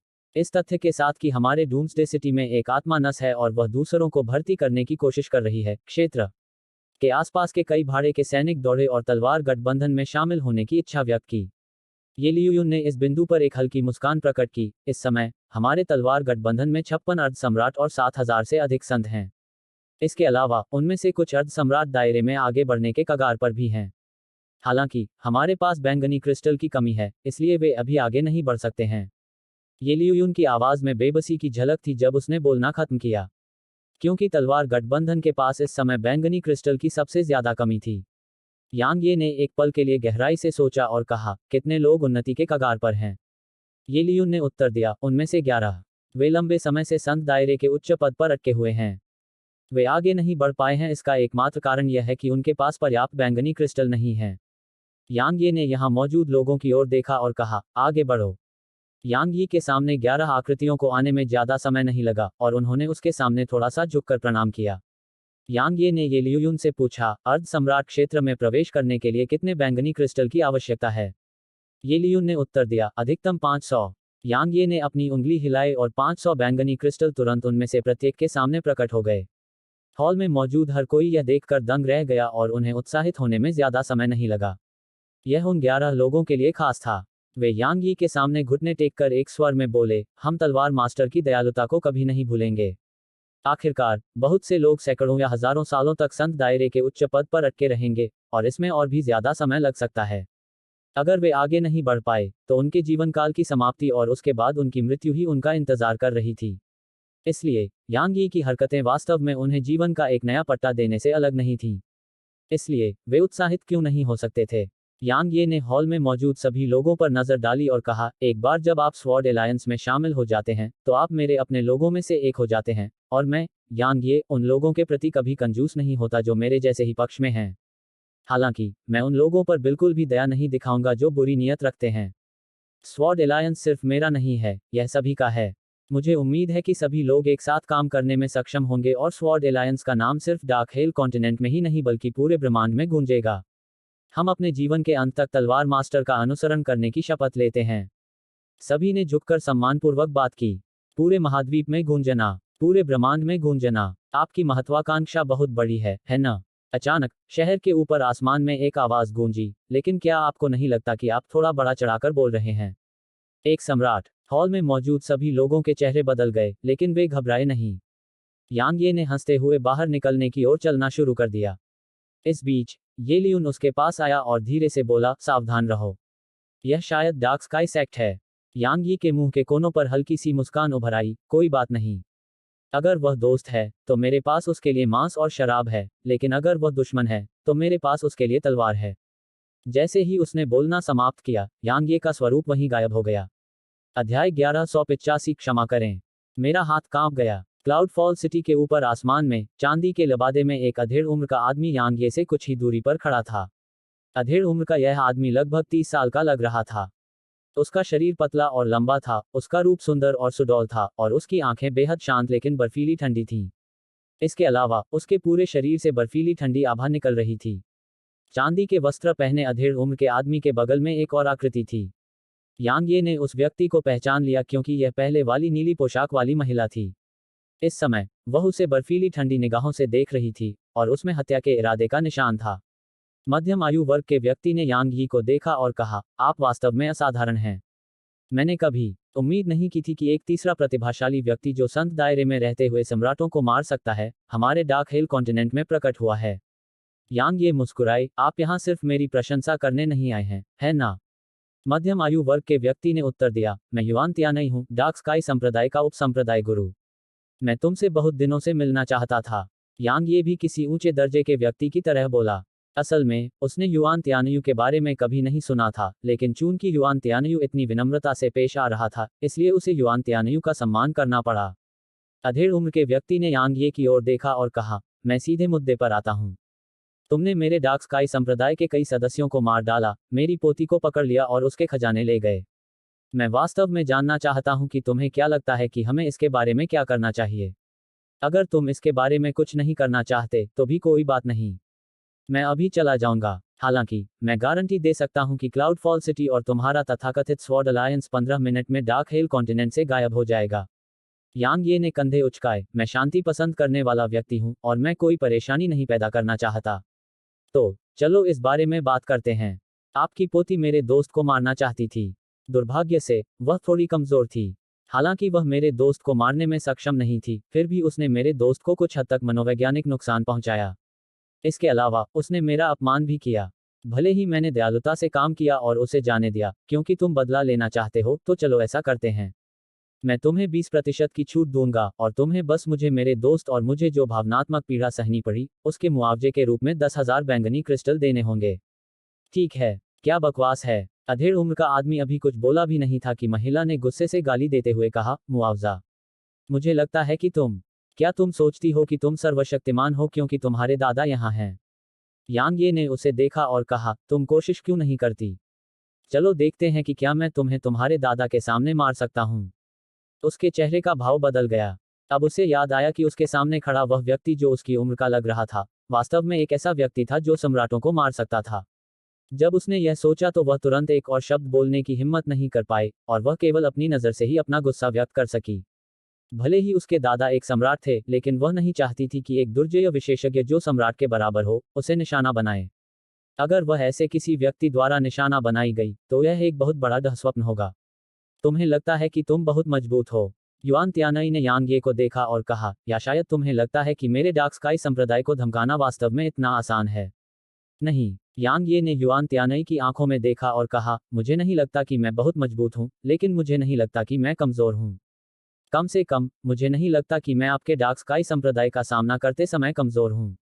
जहां तक आपके दूसरे सवाल का सवाल है, मैं बस इतना कहना चाहता हूं कि यह मेरा तलवार गठबंधन नहीं था जो आपके डार्क स्काई संप्रदाय को धमकाना चाहता था, बल्कि यह आपका डार्क स्काई संप्रदाय था जो मेरे तलवार गठबंधन को धमकाना चाहता था। मुझे लगता है कि आप इस बात से बहुत अधिक स्पष्ट रूप से अवगत हैं कि मेरे और आपके डार्क स्काई संप्रदाय के बीच दुश्मनी किसने पैदा की, है ना? तो क्या? युआन तियानी ने हंसते हुए कहा, इस दुनिया में मजबूत पक्ष वह है जो हमेशा सही होता है ना? अब मेरा डार्क स्काई संप्रदाय आपके तलवार गठबंधन से स्पष्टीकरण चाहता है। एक स्पष्टीकरण। यांग ये ने अपना सिर हिलाया और सीधे युआन तियानई को देखा। स्पष्टीकरण यह है कि यदि आपका डार्क स्काई संप्रदाय लड़ाई चाहता है तो आप इसे कर सकते हैं। यदि वे लड़ाई चाहते हैं तो वे ऐसा कर सकते हैं। यांग ये के ये शब्द सुनकर आसपास के सभी लोगों का खून खौल उठा। आखिरकार यह डार्क स्काई संप्रदाय था। यह महाद्वीप की शीर्ष शक्तियों में से एक था। लेकिन यांग ये ने कोई समझौता करने से इनकार कर दिया और उनसे लड़ना चाहता था। कितना दबंग! तलवार गठबंधन के अनगिनत सदस्यों ने अपनी आंखों में उत्साह और प्रशंसा के भाव के साथ यांगी को देखा। युआन तियानई ने यांगे को कुछ देर तक देखा और फिर सिर हिलाया, तो फिर लड़ें। जैसे ही उसने बोलना समाप्त किया, युआन तियानई के पीछे का स्थान हिंसक रूप से हिल गया और फिर उसके पीछे लगभग 10,000 विशेषज्ञ प्रकट हुए। वे सभी संत क्षेत्र या उससे ऊपर के थे और उनमें लगभग 100 अर्ध सम्राट थे। इसके अलावा वे सबसे अच्छे हथियारों से लैस थे। व्यवहारिक रूप से उनमें से हर एक के पास दिव्य रैंक के खजाने थे और वे उसे पहनते थे। यह कहा जा सकता है कि भले ही उनकी साधना के क्षेत्र और संख्या तलवार गठबंधन के विशेषज्ञों के बराबर हो, लेकिन उनकी ताकत के बीच का अंतर निश्चित रूप से स्वर्ग और पृथ्वी के बीच के अंतर जैसा था। वे डार्क स्काई संप्रदाय के कुलीन लोग थे। जहां तक तलवार गठबंधन की बात है, यह अभी स्थापित हुआ था जबकि कई अर्ध सम्राट और संत अभी इसमें शामिल हुए थे। तलवार गठबंधन में उपकरणों की कमी के साथ, यह कहा जा सकता है कि तलवार गठबंधन डार्क स्काई संप्रदाय की तुलना में बिल्कुल भी नहीं हो सकता है। यद्यपि उनकी ताकत कम थी, फिर भी उनमें से किसी ने भी डर नहीं दिखाया और सभी यांगे के पीछे एकत्र हो गए। अनुशासन के मामले में ये लियू युन ने बहुत अच्छा प्रदर्शन किया। बेशक, इसका मुख्य कारण तलवार गठबंधन से जुड़े होने की उनकी भावना थी। क्योंकि एक बार जब वे तलवार गठबंधन में शामिल हो गए, तो उन्हें अब खतरे से भरे दिनों का अनुभव नहीं करना पड़ा। शहर में एक आत्माशिरा थी, इसलिए वे कड़ी मेहनत करके आगे बढ़ सकते थे और अपना जीवनकाल बढ़ा सकते थे। इसलिए यह उनके लिए एक स्वर्ग माना जा सकता है और वे स्वाभाविक रूप से डार्क स्काई संप्रदाय को उस स्वर्ग को नष्ट करने की अनुमति नहीं देंगे। इसके अलावा डार्क स्काई संप्रदाय उन सभी को मारना चाहता था, न कि केवल यांगे को। यदि वे एकजुट होते तो उनके पास जीवित रहने का मौका था। युआन तियानयू ने यांगे को देखा और कहा, अब अपनी अज्ञानता और अहंकार की कीमत चुकाओ। जैसे ही उसने कहा, उसके पीछे की सेना हमला करने वाली थी। लेकिन अचानक एक काले रंग की पोशाक पहने हुए आदमी ने अपने हाथ में भाला पकड़ रखा था और वह यांगे के बगल में आ गया। उस आदमी को देखकर युआन तियानई और अन्य लोगों के हाव भाव एकदम बदल गए। यांगे के पीछे खड़े अन्य लोगों के लिए वे पहले तो दंग रह गए, फिर बहुत खुश हुए। यह एक सम्राट था। काले वस्त्र पहने वह आदमी एक सम्राट था। यांगी के अलावा तलवार गठबंधन के पास सम्राट क्षेत्र में एक और रहस्यमय विशेषज्ञ था। अभी सभी यही सोच रहे थे। फर्क सिर्फ इतना था कि युआन तियानई के समूह के चेहरे पर भद्दे भाव थे क्योंकि उन्हें इसकी उम्मीद नहीं थी। यह कहा जा सकता है कि दो सम्राट उन सभी को मिटाने के लिए पूरी तरह से पर्याप्त थे। भले ही यांग ये कोई सम्राट नहीं था, लेकिन वह एक ऐसा अस्तित्व था जो आम सम्राटों से भी ज्यादा भयानक था। उन्होंने एक बड़ी भूल कर दी। बहुत बड़ी भूल। युआन तियानई के समूह के विपरीत तलवार गठबंधन का मनोबल काफी बढ़ गया। आखिरकार, जबकि उच्चतम स्तर पर तलवार गठबंधन की ताकत अभी भी डार्क स्काई संप्रदाय से कमतर थी, डार्क स्काई संप्रदाय निश्चित रूप से तलवार गठबंधन को नीचा दिखाने की हिम्मत नहीं करेगा जब उसके पास दो सम्राट थे। यांग ये युआन तियानी की ओर चला गया और जब वह उससे लगभग 30 मीटर दूर पहुंचा, तो उसने युआन तियानी की आंखों में देखा, मैं बहुत जल्दबाजी में काम करने वाला व्यक्ति हूं। एक बार जब मैं जल्दबाजी में काम करता हूं, तो मुझे मारना पसंद होता है। एक बार जब मैं मारना शुरू करता हूं, तो मैं खुद को नियंत्रित भी नहीं कर पाता। अब मैं वास्तव में मारना चाहता हूं। तो मैं आपसे फिर से पूछता हूं, क्या आपका डार्क स्काई संप्रदाय लड़ना चाहता है? जैसे ही उसने बोलना समाप्त किया, यांगे का शरीर धीरे धीरे लाल होने लगा। उसे पूरी तरह से रक्त जैसा लाल होने में ज्यादा समय नहीं लगा और ऐसा लग रहा था जैसे उसकी आंखों में खून का सागर बसा हुआ है। जिस क्षण यांगे का रंग रक्त जैसा लाल हो गया, 500 किलोमीटर के क्षेत्र का आकाश भी तुरंत रक्त जैसा लाल हो गया। रक्त और हानिकारक ऊर्जा की तीखी गंध तुरंत यहां दिखाई दी, जिससे कुछ अपेक्षाकृत कमजोर साधकों को उल्टी होने लगी, जबकि कुछ की आंखें भी लाल होने लगीं। जहां तक डार्क स्काई संप्रदाय के सदस्यों की बात है, जो यांगे के सामने खड़े थे, उन्हें इसका खामियाजा भुगतना पड़ा। उनमें से कई लोग यांगे के रक्त लाल रूप से इतने भयभीत थे कि वे बार बार पीछे की ओर खिसकने लगे। युआन तियानई की अभिव्यक्ति भी बदल गई थी और उसने धीरे धीरे अपनी मुठ्ठियां भींच लीं। उसने खून की गंध और हानिकारक ऊर्जा का विरोध करने के लिए जल्दी से सम्राट दायरे पर अपनी आभा छोड़ी। हालांकि यांगे के दोहरे शून्य रैंक के इरादों ने उसके शरीर से निकलते ही उसकी आभा को तुरंत बिखेर दिया। दोहरी शून्य रैंक इरादे। युआन त्यानई की अभिव्यक्ति एक बार फिर बदल गई। इस बीच यांग ये के हाथ में एक खूनी लाल तलवार दिखाई दी। यांग ये ने युआन त्यानई की आंखों में देखा और उग्रता से बोला, यदि तुम लड़ना चाहते हो तो मेरा तलवार गठबंधन तुम्हारे डार्क स्काई संप्रदाय से मौत तक लड़ेगा। भले ही मेरा तलवार गठबंधन नष्ट हो जाए, मैं तुम्हारे डार्क स्काई संप्रदाय को अपंग कर दूंगा और इसे डायमंड रैंक शक्तियों के रैंक से गिरा दूंगा। क्या तुम्हारा डार्क स्काई संप्रदाय हमसे मौत तक लड़ने की हिम्मत रखता है? युआन त्यानई ने अपनी मुट्ठियां भींच लीं और हत्या की मंशा और क्रूरता उसकी आंखों में भर गई। एक सम्राट के रूप में वह कैसे गुस्सैल नहीं हो सकता था? यांग ये से ऐसी धमकियां मिलने से जो गुस्सा उसे महसूस हुआ, उसे वह कैसे सह सकता था? तो चलो, युआन त्यानई के सामने की जगह अचानक कांप उठी जब उसने इस बिंदु तक बात की, और फिर उसका चेहरा धीरे धीरे शांत हो गया। उसने यांग ये की ओर देखा जबकि उसके मुंह के कोनों पर एक ठंडी मुस्कान उभरी। मेरा विश्वास करो, तुम्हारा तलवार गठबंधन लंबे समय तक अस्तित्व में नहीं रहेगा। मेरा विश्वास करो। जैसे ही उसने बोलना समाप्त किया, उसने अपना दाहिना हाथ हिलाया। चलो चलें। ये लियू युन ने यह दृश्य देखकर तुरंत राहत की सांस ली। जबकि तलवार गठबंधन मौत से लड़ने के लिए तैयार था, यह सबसे अच्छा था अगर लड़ाई को टाला जा सके। क्योंकि डार्क स्काई संप्रदाय की तुलना में तलवार गठबंधन वास्तव में बहुत कमजोर था। इसलिए यह संभवतः युद्ध में अपने आधे से अधिक विशेषज्ञों को खो देगा, और यह भी संभव है कि उन सभी का सफाया हो जाए। तलवार गठबंधन के लिए इस समय सबसे महत्वपूर्ण चीज समय था, विकास का समय। अगर वह उस लड़ाई में लड़ता, तो स्वॉर्ड एलायंस के वास्तव में प्रमुखता हासिल करने की संभावनाएं कम हो जाती। इसके अलावा, एक बार जब वे लड़ना शुरू करते, तो यह निश्चित रूप से वैसा ही होता जैसा यांग यी ने कहा था। वे डार्क स्काई संप्रदाय से मौत तक लड़ते। उस समय स्वॉर्ड एलायंस के पास बढ़ने का कोई मौका नहीं होता।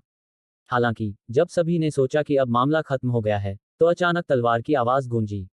उसके बाद तलवार की ऊर्जा की एक रक्त लाल किरण आसमान में चमकी और फिर डार्क स्काई संप्रदाय के एक अर्ध सम्राट का सिर हवा में उड़ गया। सबके हाव भाव एकदम बदल गए। युआन त्यानई और अन्य लोगों की प्रतिक्रिया एक जैसी थी, और वे सभी यांग ये को देखने के लिए मुड़े। इस बीच यांग ये ने कंधे उचका दिए और कहा कि यह जानबूझकर नहीं किया गया था, माफ करना। मेरा हाथ कांप गया। मैं अगली बार ज्यादा ध्यान दूंगी। जब लोगों ने यह सुना तो वहां मौजूद हर कोई बोल नहीं सका। अध्याय 1186 पागल दानव रक्त रेखा। युआन त्यानी ने यांग ये को बहुत देर तक देखा, बहुत देर तक। जहां तक ही का प्रश्न है, तो उसने पूरी तरह से मासूमियत भरा भाव प्रकट किया। यहाँ का माहौल एक बार फिर तनावपूर्ण हो गया और बहुत ही उग्र लग रहा था। दोनों पक्ष किसी भी क्षण भिड़ने के लिए तैयार थे और उनके चेहरे पर सतर्कता की चादर थी। युआन त्यानी ने यांग यी को करीब 20 सांसों तक देखा और फिर बोला, तुम वाकई बहादुर हो। लेकिन मेरा विश्वास करो, तुम्हारे जैसे लोग लंबे समय तक जीवित नहीं रहते। यांग ये ने कंधे उचका दिए, लेकिन चुप रहा, क्योंकि वह कभी शब्दों से बहस करने वाला व्यक्ति नहीं था। युआन त्यानई ने डार्क स्काई संप्रदाय के विशेषज्ञों को दूर ले जाने से पहले यांग यी पर एक और बर्फीली ठंडी नजर डाली और आकाश में गायब हो गई। जब डार्क स्काई संप्रदाय के विशेषज्ञ चले गए तो शहर में खुशी की लहर दौड़ गई। वे खुशी, उत्साह और भावनाओं के एक और अवर्णनीय धागे से भरे हुए थे। आखिरकार, अभी कुछ समय पहले, इन सर्वोच्च संप्रदायों ने उनके साथ चींटियों जैसा व्यवहार किया था। इसके अलावा, अगर वे उन संप्रदायों के अनुयायियों से मिलते थे, तो उन्हें या तो जल्दी से दूर चले जाना पड़ता था या उनके सामने झुककर मुस्कुराना पड़ता था। लेकिन अब, ऐसे संप्रदाय के उन विशेषज्ञों ने अपनी आंखों के सामने अपने एक साथी को खो दिया था, लेकिन उन्होंने इसके बारे में एक शब्द भी बोलने की हिम्मत नहीं की थी। यह राहत देने वाला था। इस समय, उन सभी को लगा कि उनकी बुरी भावनाएं बाहर आ गई हैं। यहाँ तक कि ये लियू युन को भी ऐसा ही महसूस हुआ, जबकि उसने राहत की सांस ली कि कोई लड़ाई नहीं छिड़ी थी। ये लियू युन यह नहीं भूली थी कि डार्क स्काई संप्रदाय ने उस दिन बहुत ही दबंगई से काम लिया था और उनकी संपत्ति को बलपूर्वक छीनना चाहता था। दूसरे लोग भी यह नहीं भूले थे। इसलिए, जब उन्होंने डार्क स्काई संप्रदाय के विशेषज्ञों को ऐसे भद्दे हाव भाव दिखाते देखा तो उन्हें बहुत अच्छा लगा।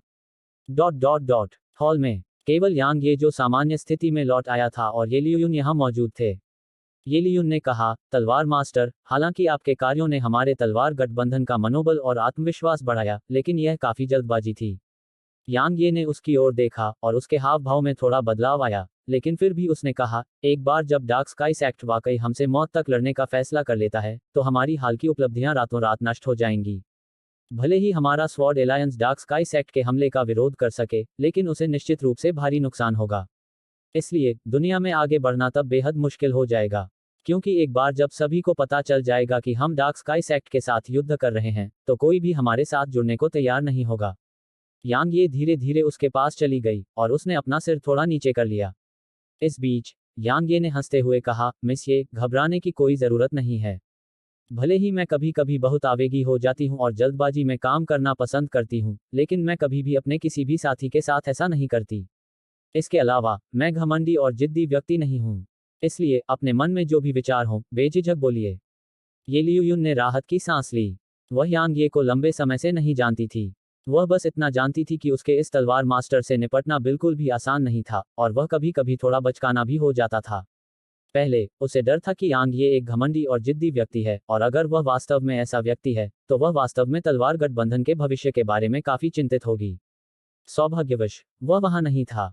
यांग ये ने आगे कहा, मैं आपकी कही हर बात समझ गया हूँ। चिंता मत करो, मैं सावधान रहूंगा। सच कहूं तो अभी हमला करना वाकई जल्दबाजी थी। असल में मैं सिर्फ हमला नहीं करना चाहता था, मैं उन सभी को मारना चाहता था। क्योंकि डार्क स्काई सेक्ट के साथ सामंजस्य बिठाना हमारे लिए व्यवहारिक रूप से असंभव है। लेकिन जैसा कि आपने कहा, स्वॉर्ड एलायंस को समय चाहिए, और मुझे भी समय चाहिए। वह झूठ नहीं बोल रहा था। अगर वह अभी भी अकेला होता तो वह उन सभी को मार देता। भले ही वह उन्हें न मार पाता, लेकिन कम से कम आधे को तो मार ही देता। लेकिन अब वह अकेला नहीं था, उसके पीछे तलवार गठबंधन खड़ा था। उसने इसे बोझ नहीं समझा, क्योंकि एक बार यह ठीक से विकसित हो जाने पर उसके लिए यह बेहद मददगार साबित होगा।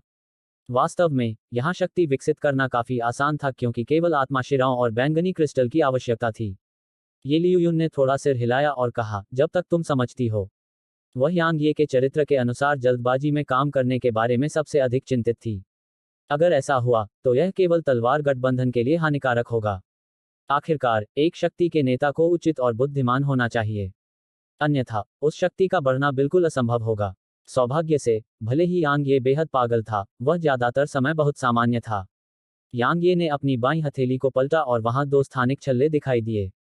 उसने उन्हें उसकी ओर उछाला और कहा, उनमें से एक में 10,000 बैंगनी क्रिस्टल हैं। मुझे लगता है कि तुम्हें शायद अभी उनकी बहुत ज़रूरत है। जहां तक दूसरे की बात है तो उसमें खजाने और तकनीक जैसी सभी तरह की चीज़ें हैं। उनकी गुणवत्ता कम नहीं है, इसलिए उन्हें अपने आप व्यवस्थित करो। ये लियून ने यांग ये की तरफ देखा, लेकिन यह नहीं पूछा कि उसे ये कहां से मिले, और उसने उन्हें ले लिया। जैसा कि यांग ये ने कहा था, तलवार गठबंधन को अभी बैंगनी क्रिस्टल की बहुत ज़रूरत थी। यांग ये ने उस दिन प्राप्त नीला दर्पण ये लियून को भी दिखाया। वह खजाना बुरा नहीं है और आपके लिए उपयोगी होना चाहिए। एक अर्ध सम्राट रैंक खजाना। ये लियून ने एक गहरी सांस ली और नीला दर्पण लिया। धन्यवाद तलवार मास्टर। यांग ये ने कहा, नहीं, मुझे ही आपको धन्यवाद देना चाहिए। मैं एक आलसी व्यक्ति हूं जो तुच्छ मामलों को संभालना पसंद नहीं करता, और मैं ऐसा करने में भी असमर्थ हूं। आप तलवार गठबंधन के भीतर हर चीज से निपट रहे हैं, और मुझे पता है कि यह निश्चित रूप से आसान नहीं है। मुझे उम्मीद है कि आप दृढ़ रहेंगे। ये लियू युन ने अपना सिर थोड़ा हिलाया। वास्तव में अगर इसकी तुलना उन दिनों से की जाए जब मैं बैंगनी क्रिस्टल के लिए दुनिया भर में खोज करती थी, तो मुझे यह जीवन और भी ज्यादा पसंद है। हालांकि यह काफी थका देने वाला है, लेकिन भविष्य अब मेरे लिए धुंधला नहीं है। मेरा मानना कि कई अन्य लोग भी ऐसा ही महसूस करते हैं। यांग ये ने सिर हिलाया। ठीक है, मैं गॉडफॉल खंडहर की ओर जा रहा हूँ। ये लियू युन की अभिव्यक्ति थोड़ी बदल गई जब उसने उसे सुना। तलवार मास्टर, मुझे माफ कर दो कि मैंने जितना कहना चाहिए था उससे ज्यादा कहा, लेकिन गॉडफॉल खंडहर तलवार की मंशा से ढके हुए हैं, और उस तलवार की मंशा को जियान वुजी ने इतने सालों पहले पीछे छोड़ दिया था। वे सहज रूप से अपने स्वामी की रक्षा कर रहे हैं, और जो कोई भी उनके करीब जाएगा उस पर वे हमला करेंगे। यहाँ तक कि सम्राट भी दूर नहीं जा पाते, क्योंकि गॉडफॉल पर्वत की चोटी के जितना करीब कोई जाता है, तलवार की मंशा उतनी ही मजबूत होती जाती है। संक्षेप में, यह बहुत खतरनाक है। हजारों वर्षों के बाद, और यहाँ तक जब यह केवल अपने स्वामी की रक्षा कर रहा है, तब भी सम्राट भी इसके करीब नहीं पहुंच सकते। यह निश्चित रूप से तलवार की मंशा है जो शून्य रैंक से आगे निकल जाती है। यांग ये काफी स्पष्ट रूप से भावुक हो गया था। उसके पास शून्य रैंक की तलवार की मंशा थी जो दसियों हजार वर्षों तक बिना बिखरे बरकरार रह सकती थी। लेकिन सम्राट की तो बात ही छोड़िए, यह एक अर्ध सम्राट या तुलनात्मक रूप से मजबूत संत को भी घायल नहीं कर सकती थी। आखिरकार इतने सालों के बीतने के बाद उसकी तलवार की मंशा निश्चित रूप से कमजोर हो जाएगी। लेकिन जियान वुजी की तलवार की मंशा अभी भी दसियों हजार साल बाद भी सम्राटों को मारने में सक्षम थी। भले ही ये लियू युन ने कहा कि यह खतरनाक था, यांग ये की निगाहें इच्छा से और भी अधिक चमक उठीं। भले ही तार्कीय तलवार आरेख वहां न हो, फिर भी वह एक नजर डालने जाएगा, क्योंकि वह डार्क हेल कॉन्टिनेंट के पिछले नंबर 1 विशेषज्ञ को देखना चाहता था, और वह तलवार भगवान को देखना चाहता था जिसने दाओवादी वस्त्रों में बूढ़े आदमी के साथ कुछ वार किए थे, क्योंकि वह भी तलवार चलाने वाला था। ये लियूयुन बहुत देर तक चुप रही, फिर उसने कहा, मुझे लगता है कि तुमने अपना फैसला कर लिया है, और तुम्हें मनाना बेकार है। लेकिन मुझे उम्मीद है कि तुम पूरी तरह सावधान हो। क्योंकि अगर तुम्हें कुछ हो गया, तो तलवार गठबंधन एक पल में टूट जाएगा। तुम्हारी मौजूदगी की वजह से ही हर कोई यहाँ रह रहा है, लेकिन अगर तुम चली गई तो। यांग ये ने सिर हिलाया, चिंता मत करो। मैं समझती हूँ तुम्हारा क्या मतलब है। जैसे ही उसने बात की, यांग ये ने अपना दाहिना हाथ हिलाया, और सम्राट दायरे तलवार सेवक ये लियून के सामने प्रकट हुआ। मैंने उसे अब से आपके आदेशों का पालन करने का आदेश दिया है। जब तक मैं नहीं रहूंगा, वह क्लाउडफॉल शहर की रक्षा करेगा। इसके अलावा, अगर शहर में कोई भी आपकी आज्ञा मानने से इनकार करता है, तो आप पहले कार्रवाई कर सकते हैं और बाद में रिपोर्ट कर सकते हैं। ये लियून ने सम्राट क्षेत्र के तलवार सेवक की ओर देखा, एक गहरी सांस ली, और कहा, मैं तुम्हें निराश नहीं करूंगी। वर्तमान में, उसके पास धन और मानव संसाधन दोनों थे। इसके अलावा, उनके सामने आने वाला बाहरी खतरा अस्थायी रूप से हल हो गया था। इसलिए, यह कहा जा सकता है कि उसके लिए तलवार गठबंधन विकसित करने का समय आ गया था। यांग ये ने सिर हिलाया, अगर क्लाउडफॉल सिटी को कोई खतरा हो तो मुझे सूचित करना याद रखना। मैं जितनी जल्दी हो सके वापस आ जाऊंगा। ठीक है, नानशून की देखभाल करने में मेरी मदद करो। ये लियून ने सिर हिलाया, समझ गया। यांग ये ने कहा, दूसरों को क्लाउडफॉल सिटी को निशाना बनाने से रोकने के लिए, सभी को बता दें कि मैं बंद दरवाजों के पीछे साधना कर रहा हूँ। जब तक मैं शहर में हूँ, मुझे विश्वास है कि डूम्सडे सिटी और डार्क स्काई सेक्ट दोनों ही अभी हमारे साथ परेशानी की तलाश नहीं करेंगे। जहां तक शहर के भीतर के अन्य लोगों की बात है, मुझे लगता है कि वे अब और हिम्मत नहीं करेंगे। ये लियूयुन ने थोड़ा सिर हिलाया, चिंता मत करो, मैं शहर को अच्छी तरह से संभाल लूंगा। बस अपना ख्याल रखना। यांग ये मुस्कुराया, चिंता मत करो, मैं इतनी आसानी से नहीं मरूंगा। बस इतना ही, तुम जा सकते हो। ये लियून ने उसे थोड़ा सा झुकाया, और फिर वह तलवार सेवक के साथ चली गई। उसके चले जाने के बाद, यांग ये जमीन पर पैर मोड़कर बैठ गया, अपनी पूरी ताकत पर आ गया, और फिर चुपके से क्लाउडफॉल सिटी से बाहर निकल गया। दूर से क्लाउडफॉल सिटी को देखते हुए, यांग ये बहुत देर तक चुप रहा। यह पहली बार था जब उसने गंभीरता से अपनी खुद की एक शक्ति स्थापित की थी, और वह इसे अच्छी तरह से विकसित करना चाहता था। रेडियंट डायमेंशन में लड़ाई ने उसे यह एहसास दिलाया कि केवल खुद पर भरोसा करना असंभव था। बेशक, अगर वह बिल्कुल अकेला होता, तो वह दुनिया में किसी भी बंधन से पूरी तरह मुक्त, अनफिटेड वन की तरह होता। उस स्थिति में, सिर्फ वह अकेला ही वास्तव में पूरी तरह से पर्याप्त होता। लेकिन वह बिल्कुल अकेला नहीं था। दुनिया से उसके बहुत सारे संबंध थे। जैसे White D Academy, Ocean of Clouds Academy और लेडी। उसे एक दुर्जय शक्ति स्थापित करनी थी, और डार्क हेल कॉन्टिनेंट उसके लिए उपयुक्त था। क्योंकि यहाँ कोई स्वर्ग दाव नहीं था। इसलिए, जब तक उसके पास आत्मा की नसें और बैंगनी क्रिस्टल थे, तब तक वह कुछ ही समय में विशेषज्ञों का एक समूह बना सकता था। तो, यह एक अवसर था। तलवार गठबंधन। यांग ये के मुंह के कोनों पर हल्की मुस्कान थी। वह मुड़ने और जाने ही वाला था कि अचानक उसकी भौहें थोड़ी सिकुड़ गईं। उसने आसपास के माहौल पर नजर डाली, थोड़ी देर के लिए झिझका, और फिर वहीं गायब हो गया और गॉडफॉल की ओर गोली चला दी। यांग ये के जाने के कुछ देर बाद ही, काले वस्त्र पहने एक आदमी वहां आ गया जहां यांग ये खड़ी थी। काले लबादे वाले आदमी ने यांग ये के गायब होने की दिशा को देखा और धीमी आवाज में बोला, वह बहुत निर्दयी और पागल है। यह पागल दानव वंश की तरह है। लेकिन मैं पागल दानव वंश को क्यों नहीं समझ पा रहा हूं? क्या वह कबीले से नहीं है? या शायद उसने अपने वंश को नहीं जगाया है?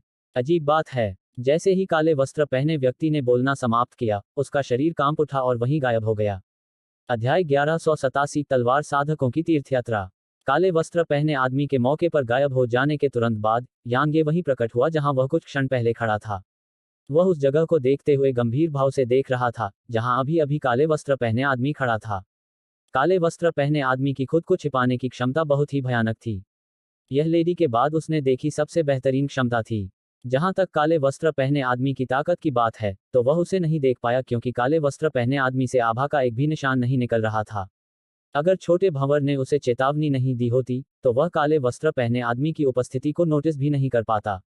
यांग ये ने हमला नहीं किया था क्योंकि उसे काले वस्त्र पहने आदमी की ओर से कोई बुरी मंशा नहीं दिखी थी। इसके अलावा, वह अभी दुश्मन नहीं बना सकता था। भले ही वह काले वस्त्र पहने आदमी की आभा को महसूस नहीं कर सका, लेकिन चूंकि काले वस्त्र पहने आदमी के पास ऐसी क्षमता थी, इसलिए यह स्पष्ट था कि काले वस्त्र पहने आदमी का कमजोर होना असंभव था। वह कम से कम एक सम्राट तो था। लेकिन यांग ये समझ नहीं पाया कि काले वस्त्र पहने आदमी उसका पीछा क्यों कर रहा था। क्या ऐसा हो सकता है कि कोई रहस्यमयी शक्ति मेरी प्राकृतिक प्रतिभा को बहुत महत्व देती है और मुझे एक विशिष्ट शिष्य के रूप में भर्ती करने का इरादा रखती है? ऐसा विचार यांग ये के मन में आया, लेकिन उसे अपना सिर हिलाने और मौके पर ही गायब होने में देर नहीं लगी। गॉडफॉल माउंटेन। गॉडफॉल माउंटेन को डार्क हेल कॉन्टिनेंट पर नंबर 1 प्रतिबंधित क्षेत्र माना जा सकता है। ऐसा इसलिए नहीं था क्योंकि यह बेहद खतरनाक था, बल्कि इसलिए क्योंकि डार्क हेल कॉन्टिनेंट में हर कोई इसके प्रति श्रद्धा की भावना रखता था। भले ही अतीत के बेहद शक्तिशाली विशेषज्ञ गॉडफॉल माउंटेन पर आए हों, लेकिन वे इस जगह को बिल्कुल भी नुकसान नहीं पहुंचाएंगे।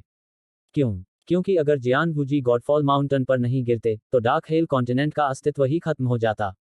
जियानगुजी का बलिदान ही कारण था कि डार्क हेल महाद्वीप अभी भी अस्तित्व में है। क्योंकि जियानगुजी ने डार्क हेल कॉन्टिनेंट छोड़ दिया था, और जब डार्क हेल कॉन्टिनेंट नष्ट होने वाला था, तो उसके लौटने की कोई जरूरत नहीं थी। लेकिन वह वापस आ गया था। इसलिए वे उसके प्रति श्रद्धा रखते थे, और यही कारण था कि गॉडफॉल माउंटेन को महाद्वीप का नंबर 1 प्रतिबंधित क्षेत्र माना जाता था। यांग ये ने गॉडफॉल खंडहर में पहुंचने से पहले ही दूर से एक भयंकर तलवार की धार को महसूस किया, और उसने तुरंत भौहें सिकोड़ लीं। यह किसी भी तलवार की धार से अलग थी जिसका उसने अतीत में सामना किया था, और यह सिर्फ भयंकर और तीखी नहीं थी, यह क्रूरता की एक धार से भरी हुई थी। एक क्षण की हिचकिचाहट के बाद यांग ये ने गति बढ़ा दी। उसे दूर पर एक विशाल पर्वत दिखने में अधिक समय नहीं लगा, और ऐसा लग रहा था जैसे कोई विशाल तलवार आकाश में भोंक दी गई हो। गॉडफॉल माउंटेन। यांग ये ने उड़ना जारी नहीं रखा और इसके बजाय रुक गया, क्योंकि वह गॉडफॉल खंडहर के क्षेत्र में था। यह मुख्य बिंदु नहीं था, मुख्य बिंदु यह था कि यह बिल्कुल वैसा ही था जैसा कि एलियन ने वर्णन किया था। यह तलवार के इरादे से भरा हुआ था, और अगर वह उड़ना बंद नहीं करता तो तलवार का इरादा उसे निशाना बनाता। हालांकि उसे इस क्षेत्र में तलवार के इरादे का डर नहीं था, लेकिन वास्तव में परेशानी की तलाश करने की कोई जरूरत नहीं थी। यांग ये ने आसपास के माहौल पर नजर डाली। उसने देखा कि उसके दाईं ओर कुछ किलोमीटर की दूरी पर लोगों का एक समूह था। वहां कुछ दर्जन पुरुष और महिलाएं थीं, और उनमें से हर एक तलवार साधक था। यांग ये काफी हैरान था क्योंकि उनमें से सभी के पास वास्तव में अर्धशून्य रैंक तलवार की मंशा थी। यांग ये एक क्षण के लिए हिचकिचाया, फिर वह समूह की ओर बढ़ गया। एक और व्यक्ति आ गया है। यांग ये अभी उनके सामने पहुंचा ही था कि अचानक समूह के बीच से कोई बोला, और फिर कुछ दर्जन सिर उसकी ओर देखने लगे। इस बीच एक थोड़ा गंजा आदमी यांग ये के सामने आया। उसने यांग ये को देखा और मुस्कुराया, क्या तुम भी तलवार चलाने वाले साधक हो? यांग ये ने सिर हिलाया। वह वास्तव में तलवार की खेती करने वाला है। हा हा हा। गंजा आदमी जोर से हंसा। उसी समय दूसरों की निगाहें उस पर थोड़ी सी मिलनसार हो गईं, और इसने यांग ये को थोड़ा हैरान कर दिया। गंजा हुआ आदमी मुस्कुराया, दुनिया के तलवार साधक परिवार की तरह हैं। आओ, मुझे लगता है कि तुम तलवार भगवान को अपना सम्मान देने के लिए तीर्थयात्रा में शामिल होने के लिए यहाँ आए हो, है ना? यांग ये ने गंजे आदमी को देखा और थोड़ा हैरान हुआ। क्या? गंजे आदमी ने यांग ये की ओर देखा और आश्चर्य से बोला, तुम इसके लिए यहाँ नहीं हो, या शायद तुम्हें इसके बारे में पता नहीं है। यांग ये ने सच कहा, मुझे सच में नहीं पता। कृपया बताओ। गंजे आदमी ने उसे देखा और पूछा, क्या तुम सच में तलवार चलाने वाले साधक हो? अन्य लोगों की आंखों में भी संदेह की झलक थी। यांग ये ने हंसते हुए कहा, बेशक। बोलते समय उसने तलवार की एक किरण निकाली।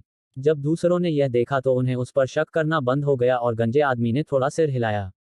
उसके बाद उसने दूर पहाड़ की ओर देखा। तुम्हें पता है कि वहां कौन दफन है ना? यांग ये ने सिर हिलाया, हाँ।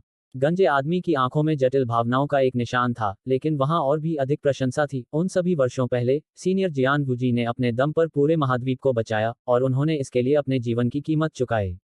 उस दिन के बाद से हमारे महाद्वीप के सभी मजबूत तलवार साधक हर साल यहाँ तीर्थयात्रा करते हैं, क्योंकि सीनियर जियानगुजी ने न केवल पूरे महाद्वीप को बचाया, बल्कि उन्होंने हमें तलवार साधकों को पूरे महाद्वीप का सम्मान भी हासिल करने दिया। दुर्भाग्य से इस बिंदु पर गंजे आदमी ने धीरे से आह भरी, और फिर एक हरे रंग की पोशाक में एक महिला अचानक बोली, दुर्भाग्य से जब से सीनियर जियानगुजी इतने साल पहले गिरे हैं, हमारे महाद्वीप के तलवार साधक फिर से खड़े होने में असमर्थ हैं। यहाँ तक कि सीनियर जियानगुजी ने इतने साल पहले जो संप्रदाय बनाया था, तलवार भगवान का महल, वह भी इतिहास के पन्नों में गायब होने से पहले पूरी तरह से पतन की ओर बढ़ गया था। यांग ये ने पूछा, यह नष्ट हो गया? उसने उसकी ओर देखा और एक शब्द भी नहीं बोली। यांग ये अवाक रह गया। इस बीच गंजे आदमी ने कहा, यह कैसे संभव हो सकता है? भले ही सीनियर जियानगुजी के गिरने के बाद तलवार भगवान के महल में कोई असाधारण विशेषज्ञ नहीं था, फिर भी यह महाद्वीप पर सबसे मजबूत शक्ति थी। लेकिन क्या अफसोस है, उन लोगों ने वास्तव में महल के स्वामी के पद के लिए आंतरिक संघर्ष में शामिल होना शुरू कर दिया। इस तरह का आंतरिक संघर्ष सैकड़ों वर्षों तक चला, और इसका अंत उनके विनाश में हुआ। क्या अफसोस है? यांग ये ने सिर हिलाया, यह वास्तव में अफसोस की बात है। वास्तव में कई शक्तिशाली शक्तियां और साम्राज्य बाहरी ताकतों द्वारा नष्ट नहीं किए गए थे, और यह उनका अपना आंतरिक संघर्ष था जो उनके पतन का कारण बना। व्हाइट डी अकादमी की तरह इसके आंतरिक संघर्ष ने व्हाइट डी अकादमी को रेडियंट आयाम से लगभग मिटा दिया था। गंजे आदमी ने धीरे से आह भरी, चलो अब इस बारे में बात नहीं करते। ठीक है, मैं हुआन कांग हूं और वह किन झुयाओ है। मैं तुम्हें एक बात बता दूं, वह बहुत ताकतवर है और वह इस बार शून्य रैंक तलवार इरादे को प्राप्त करने में सक्षम हो सकती है। लेकिन जब वह इस बिंदु तक बोला तो उसने धीरे से कहा, वह थोड़ी अजीब है। इसलिए उसे नाराज मत करो। यांग ये ने किन झुयाओ को देखा और थोड़ा हैरान हो गई। वह काफी सुंदर थी, लेकिन बाहर से वह थोड़ी घमंडी और ठंडी लग रही थी। हालांकि उसके बारे में कुछ भी अजीब नहीं था। इस बीच हुआन कांग ने अचानक पूछा, ठीक है भाई, तुम्हारा नाम क्या है। यांग ये बोलने ही वाला था कि किन झुयाओ अचानक बोल पड़ा, आज आखिरी दिन है। लगता है वह आदमी यांग ये नहीं आ रहा है। यांग ये ने उसकी ओर देखा। वह मुझे जानती है, मैं यहाँ आ रहा हूँ। वह एकदम स्तब्ध रह गया। इस बीच हुआन कांग ने सिर हिलाया, वह शायद नहीं आ रहा है। यांग ये ने एक पल के लिए हिचकिचाते हुए कहा, तुम दोनों को क्यों लगता है कि उसे आना चाहिए? इसके अलावा क्या तुम दोनों उसे जानते हो? हुआन कांग ने यांग ये की ओर देखा और कहा, क्या तुम उसे नहीं जानते? वह इस समय हमारे महाद्वीप पर सबसे प्रसिद्ध तलवार साधक है। उसने एक सम्राट को मार डाला। उसने संत क्षेत्र में रहते हुए एक सम्राट को मार डाला। और उसके पास शून्य रैंक की तलवार की मंशा और वध की मंशा है। मेरे भगवान, वह मेरा आदर्श है। नहीं, वह सभी तलवार साधकों का आदर्श है। हुआन कांग की आंखों में भारी मात्रा में प्रशंसा देखी जा सकती थी जब उसने बोलना समाप्त किया।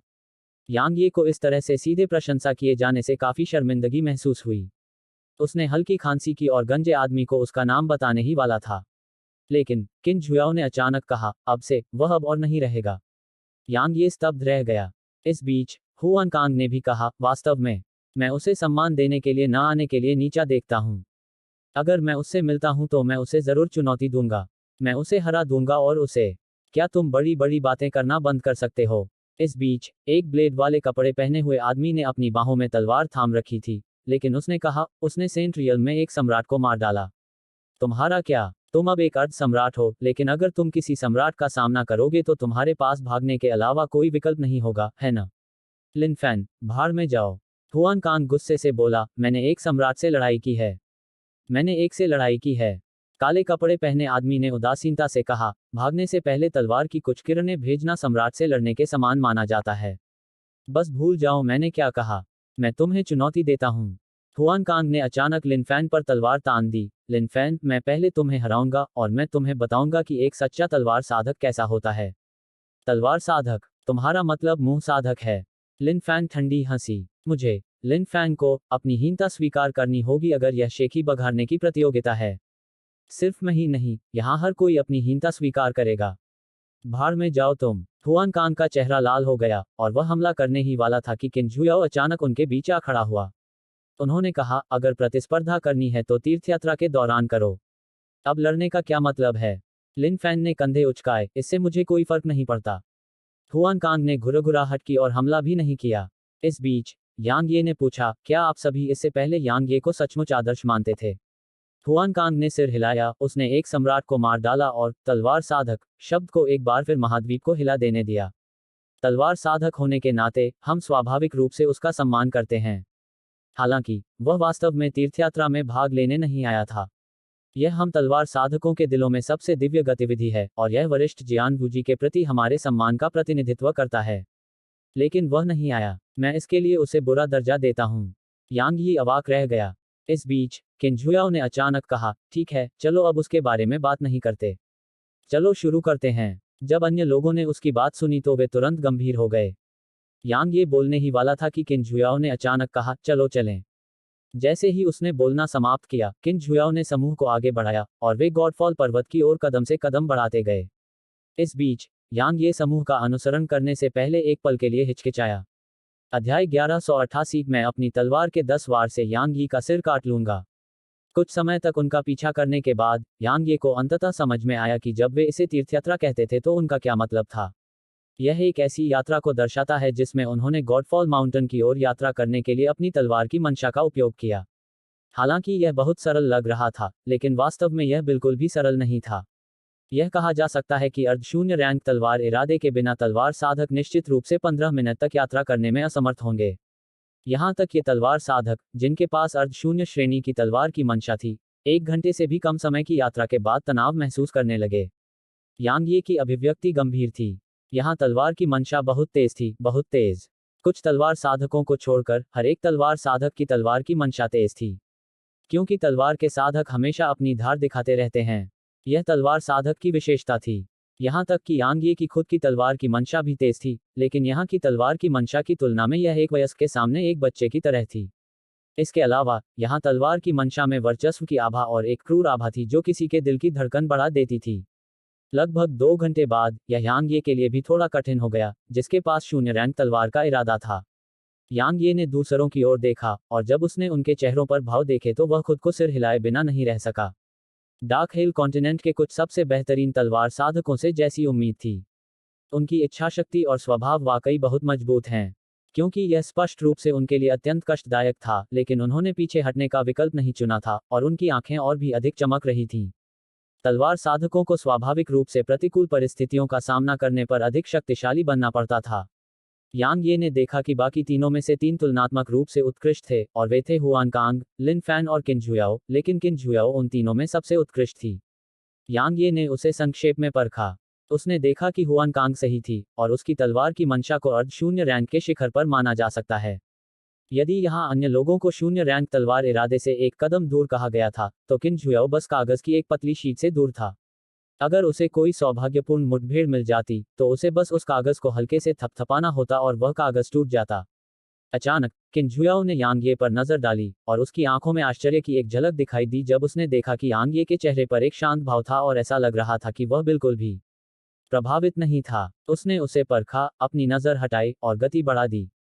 हुआन कोंग और लिन फैन ने जब उसे तेज रफ्तार से गाड़ी चलाते देखा तो उनके चेहरे पर उदासी छा गई। वे भी थोड़ी देर के लिए झिझके और फिर अपनी गाड़ी की रफ्तार बढ़ा दी। जहां तक अन्य लोगों का प्रश्न है, वे भी गति बढ़ाने से पहले एक क्षण के लिए हिचकिचाए। हर एक तलवार साधक घमंडी था, या यूं कहें कि हर साधक में दूसरों से आगे निकलने की चाहत थी। तलवार साधकों के लिए तो यह और भी ज्यादा मजबूत था। यांग ये ने उनकी ओर देखा और अपनी गति भी बढ़ानी शुरू कर दी। इस समय उसकी भी श्रेष्ठता की इच्छा जागृत हो गई थी। अतीत में वह हमेशा लड़ाई और हत्याओं का जीवन जीता था, और यह पहली बार था जब वह इस तरह से दूसरों के साथ प्रतिस्पर्धा कर रहा था। इसलिए उसकी राय में यह काफी मजेदार और दिलचस्प था। ठीक इसी तरह तलवार साधकों का समूह अत्यंत व्यवस्थित तरीके से आगे बढ़ता हुआ गॉडफॉल पर्वत की ओर बढ़ रहा था। यह और भी कठिन होता जा रहा था क्योंकि तलवार की नीयत मजबूत होती जा रही थी, और उनमें से कई लोग हाथ मोड़ने लगे थे।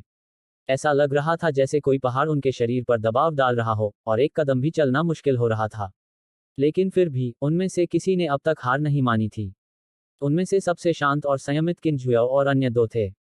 बेशक यांग ये भी ऐसा ही एक और व्यक्ति था। अन्य 2 की तुलना में किन झुयाओ बहुत अधिक शांत लग रही थी। भले ही उसके चेहरे पर पसीने की कुछ बूंदें थीं, फिर भी वह शांत थी, जबकि उसके कदम पहले की तरह दृढ़ और स्थिर थे। संक्षेप में वह अभी भी उसी अवस्था में थी जब से वे निकले थे। हुआन कोंग और लिन फैन के लिए यह थोड़ा ज्यादा मुश्किल था। कम से कम वे धीमे तो हो रहे थे। हालांकि वे एक दूसरे से प्रतिस्पर्धा कर रहे थे और हार मानने को तैयार नहीं थे। इसलिए जैसे ही उनमें से कोई थोड़ा तेज होता, दूसरा तुरंत उसका अनुसरण करने लगता। ऐसी परिस्थितियों में उनकी प्रेरणा बढ़ती जा रही थी। यांग ये ने अपना सिर उठाया और दूर की ओर देखा। वे गॉडफॉल माउंटेन के पैर से कम 3 किलोमीटर दूर थे। अचानक यांग ये ने किन झुयाओ को देखने के लिए मुड़कर देखा, और वह भी उसे देख रही थी। यांग ये ने उसे थोड़ा सिर हिलाया, लेकिन उसने तुरंत अपना सिर दूसरी ओर घुमा लिया और फिर से गति बढ़ा दी। यांग ये अवाक रह गया। हाहा! अचानक उनके पीछे से जोरदार ठहाके गूंज उठे। उन्होंने पलटकर देखा कि एक आदमी जो एक हल्की सी चमक बिखेर रहा था, तेजी से उनकी ओर बढ़ रहा था। नहीं, उस आदमी को दौड़ता हुआ कहा जाना चाहिए। इसके अलावा वह तेजी से आगे बढ़ रहा था। हुआन कांग थोड़ा उत्साहित लग रहा था। क्या यांग ये यहाँ है? यांग ये के पास कहने को शब्द नहीं थे। दूसरों ने भी दूर की ओर देखा, और उनकी आंखों में जिज्ञासा और आश्चर्य का भाव था। क्योंकि वह आदमी बहुत तेज था, और यहाँ तलवार की नीयत ने उसे बिल्कुल भी प्रभावित नहीं किया। यांग ये ने भी देखा था, जबकि उसकी आंखों में आश्चर्य का भाव देखा जा सकता था। क्योंकि उसने देखा कि उस आदमी की ताकत वास्तव में खराब नहीं थी, और यह संभवतः किन झुयाओ के बराबर या उससे थोड़ी ज्यादा मजबूत थी। बेशक वह निश्चित नहीं था। आखिरकार वह उन दोनों को नहीं जानता था, इसलिए उन्हें यह जानने के लिए लड़ना पड़ा कि कौन अधिक शक्तिशाली है। उस व्यक्ति को यांग ही और अन्य लोगों के आसपास पहुंचने में 15 मिनट से अधिक समय नहीं लगा। उसने एक आलीशान कढ़ाईदार लबादा पहना हुआ था और उसकी कमर से 3 तलवारें लटक रही थीं। उसने यांग यी और बाकी लोगों को देखा, तुम सब वाकई बहुत धीमे हो। उसके मुंह के कोनों पर एक हल्की सी मुस्कान उभरी, लेकिन उस मुस्कान में उपहास का हल्का सा निशान था। किन झुयाओ और अन्य लोगों ने तुरंत भौहें सिकोड़ लीं। हुआन कोंग ने पूछा, क्या आप यांग ये हैं? यांग ये, यह क्या बकवास है? उस आदमी ने हुआन कांग को देखा और ठंडे स्वर में बोला, मैं वॉयलेट थीसल सिटी का जूनियर सिटी गवर्नर डुगु जियान हूँ। डुगु जियान। हुआन कांग ने अपना सिर हिलाया, मैंने यह नाम कभी नहीं सुना। मुझे लगा था कि तुम यांग ये हो, लेकिन तुम असल में नहीं हो। इसके लिए मैं तुम्हें बुरा मानता हूँ। बोलते हुए वह एक तरफ चला गया और उस आदमी पर अपनी सांसें बर्बाद नहीं की। कोई बात नहीं। डुगु जियान के मुंह के कोनों पर एक ठंडी मुस्कान उभर आई थी। यह समझ में आता है कि आपने मेरे बारे में नहीं सुना है, लेकिन आज से मेरा नाम पूरे महाद्वीप को हिला देगा। लिन फैन ने हुआन कांग की ओर देखा और उदासीनता से बोला, मैंने आखिरकार किसी ऐसे व्यक्ति को देखा है जो बड़ी बड़ी बातें करने के मामले में आपसे प्रतिस्पर्धा कर सकता है। हुआन कांग ने लिन फैन को गुस्से से घूरते हुए कहा, आइस फेस, क्या तुम चाहते हो कि मैं तुम्हें अभी मार डालूं? लिन फैन ने उदासीनता से कहा, अगर मैं तुम्हें 10 साल और दूं तो भी तुम ऐसा नहीं कर पाओगे। हुआन कांग बोलने ही वाला था कि डुगु जियान ने अचानक यहाँ सभी की ओर देखा, मैंने सोचा था कि यहाँ तीर्थयात्रा के लिए कई अच्छे तलवार साधक आएंगे, लेकिन अब ऐसा लगेगा कि हा हा हा। यह सुनकर सभी ने उसकी ओर देखा और उनकी निगाहें काफी शत्रुतापूर्ण थीं। इस बीच हुआन कांग और लिन फैन जो एक दूसरे से बहस कर रहे थे, उन्होंने भी डुगु जियान को देखा। हुआन कांग ने डुगु जियान को देखा और कहा, तुम्हें लगता है कि तुम वाकई मजबूत हो? डुगु जियान ने हुआन कांग की ओर देखा और उदासीनता से बोला, मेरे लिए कोई समस्या नहीं है, भले ही मुझे तुम्हारे जैसे 10 लोगों का सामना करना पड़े। बोलते समय उसने दूसरों की ओर देखा और कहा, यह आप सभी के लिए एक समान है। वे सभी अवाक रह गए। यांग ये ने डुगु जियान की तरफ देखा। दिखावा करना और अहंकार से काम लेना कैसा होता है, यह इसका एक बेहतरीन उदाहरण था। पहली बार यांग ये को लगा कि वह काफी विनम्र है। इस बीच लिन फैन ने अचानक हुआन कांग को देखा, मैंने जो कहा था उसे वापस लेता हूँ। वह तुमसे ज्यादा बड़ी बड़ी बातें करने में माहिर है। हुआन कांग ने लिन फैन को घूरते हुए कहा, मैं तुमसे बाद में निपट लूंगा। जैसे ही उसने बोलना समाप्त किया, वह पलटा और डुगु जियान के पास गया, तुम मुझसे 10 लोगों से लड़ सकते हो। तुम्हारा तो कहना ही क्या, अगर यांग ये भी ऐसा कहे तो भी मैं राजी नहीं होऊंगा। और तुम्हारा क्या, भाड़ में जाओ, आओ, यहाँ आओ और मुझसे मुकाबला करो। तुम, डुगु जियान ने तिरस्कार के साथ कहा, मैं अपनी तलवार के 10 वार में तुम्हें मार डालूंगा। कमबख्त कमीने। हुआन कांग ने अचानक अपनी तलवार खींच ली और हमला करने वाला था। हालांकि किन झुयाओ ने हुआन कांग का रास्ता रोक दिया और कहा, आप यहाँ लड़ नहीं सकते। हुआन कांग ने डुगु जियान को घूरते हुए कहा, मैं अब खुद को रोक नहीं सकता। किन झुयाओ ने डुगु जियान को देखने के लिए पलट कर कहा, तुम्हें लगता है कि तुम बहुत मजबूत हो? डुगु जियान ने उसकी ओर देखा और जवाब दिया, ईमानदारी से कहूं तो तुम ही यहाँ अकेली हो जो बुरी नहीं हो। जहां तक बाकी लोगों की बात है, वे कुछ भी नहीं हैं। बाकी सभी लोग हताश हो गए। इस बीच किन झुयाओ ने कहा, तो फिर हम प्रतिस्पर्धा क्यों न करें? डुगु जियान ने पूछा, कैसे? वह पलटी और गॉडफॉल माउंटेन की ओर देखने लगी, देखते हैं कौन आगे जा सकता है। डुगु जियान ने गॉडफॉल पर्वत की ओर देखा और कहा, अगर मैं जीत जाऊं तो तुम क्या करोगे? किन झुयाओ ने कहा, मुझे बताओ तुम क्या चाहते हो? उसने दूसरों की ओर देखा और कहा, अगर मैं जीत गया, तो भविष्य में जब भी तुम मुझसे मिलोगे, तो तुम सभी को मेरे सामने घुटने टेकने होंगे। किन झुयाओ ने पूछा, अगर तुम हार गए तो क्या होगा? मैं नहीं करूंगा। डुगु जियान ने उदासीनता से कहा, हजारों साल पहले जियानगुजी ने महाद्वीप पर सर्वोच्च शासन किया था, हजारों साल बाद महाद्वीप मेरा है, डुगु जियान। मुझे उल्टी आने वाली है। हुआन कांग ने अपना हाथ हिलाया और कहा, जब शेखी बघाड़ने की बात आती है तो मैं अपनी हीनता स्वीकार करता हूँ। वह निश्चित रूप से दुनिया के बारे में कुछ नहीं जानता। उसके पास अपने कबीले में थोड़ी बहुत क्षमता है और वह सोचता है कि दुनिया में उसका कोई मुकाबला नहीं है। लिन फैन ने उदासीनता से कहा, ऐसे लोग जल्द या बाद में मारे जाएंगे। यांग ये ने सहमति में सिर हिलाया। किन झुयाओ की पलकें फड़कने लगी और ऐसा लगा जैसे वह हमला करना चाहती थी। इस बीच हुआन कांग ने अचानक डुगु जियान को देखा, क्या तुमने किसी सम्राट को मार दिया है? डुगु जियान ने हुआन कांग की ओर उदासीनता से देखा और कहा, मुझे कोई भी उपयुक्त व्यक्ति नहीं मिला। बाकी लोग अवाक रह गए।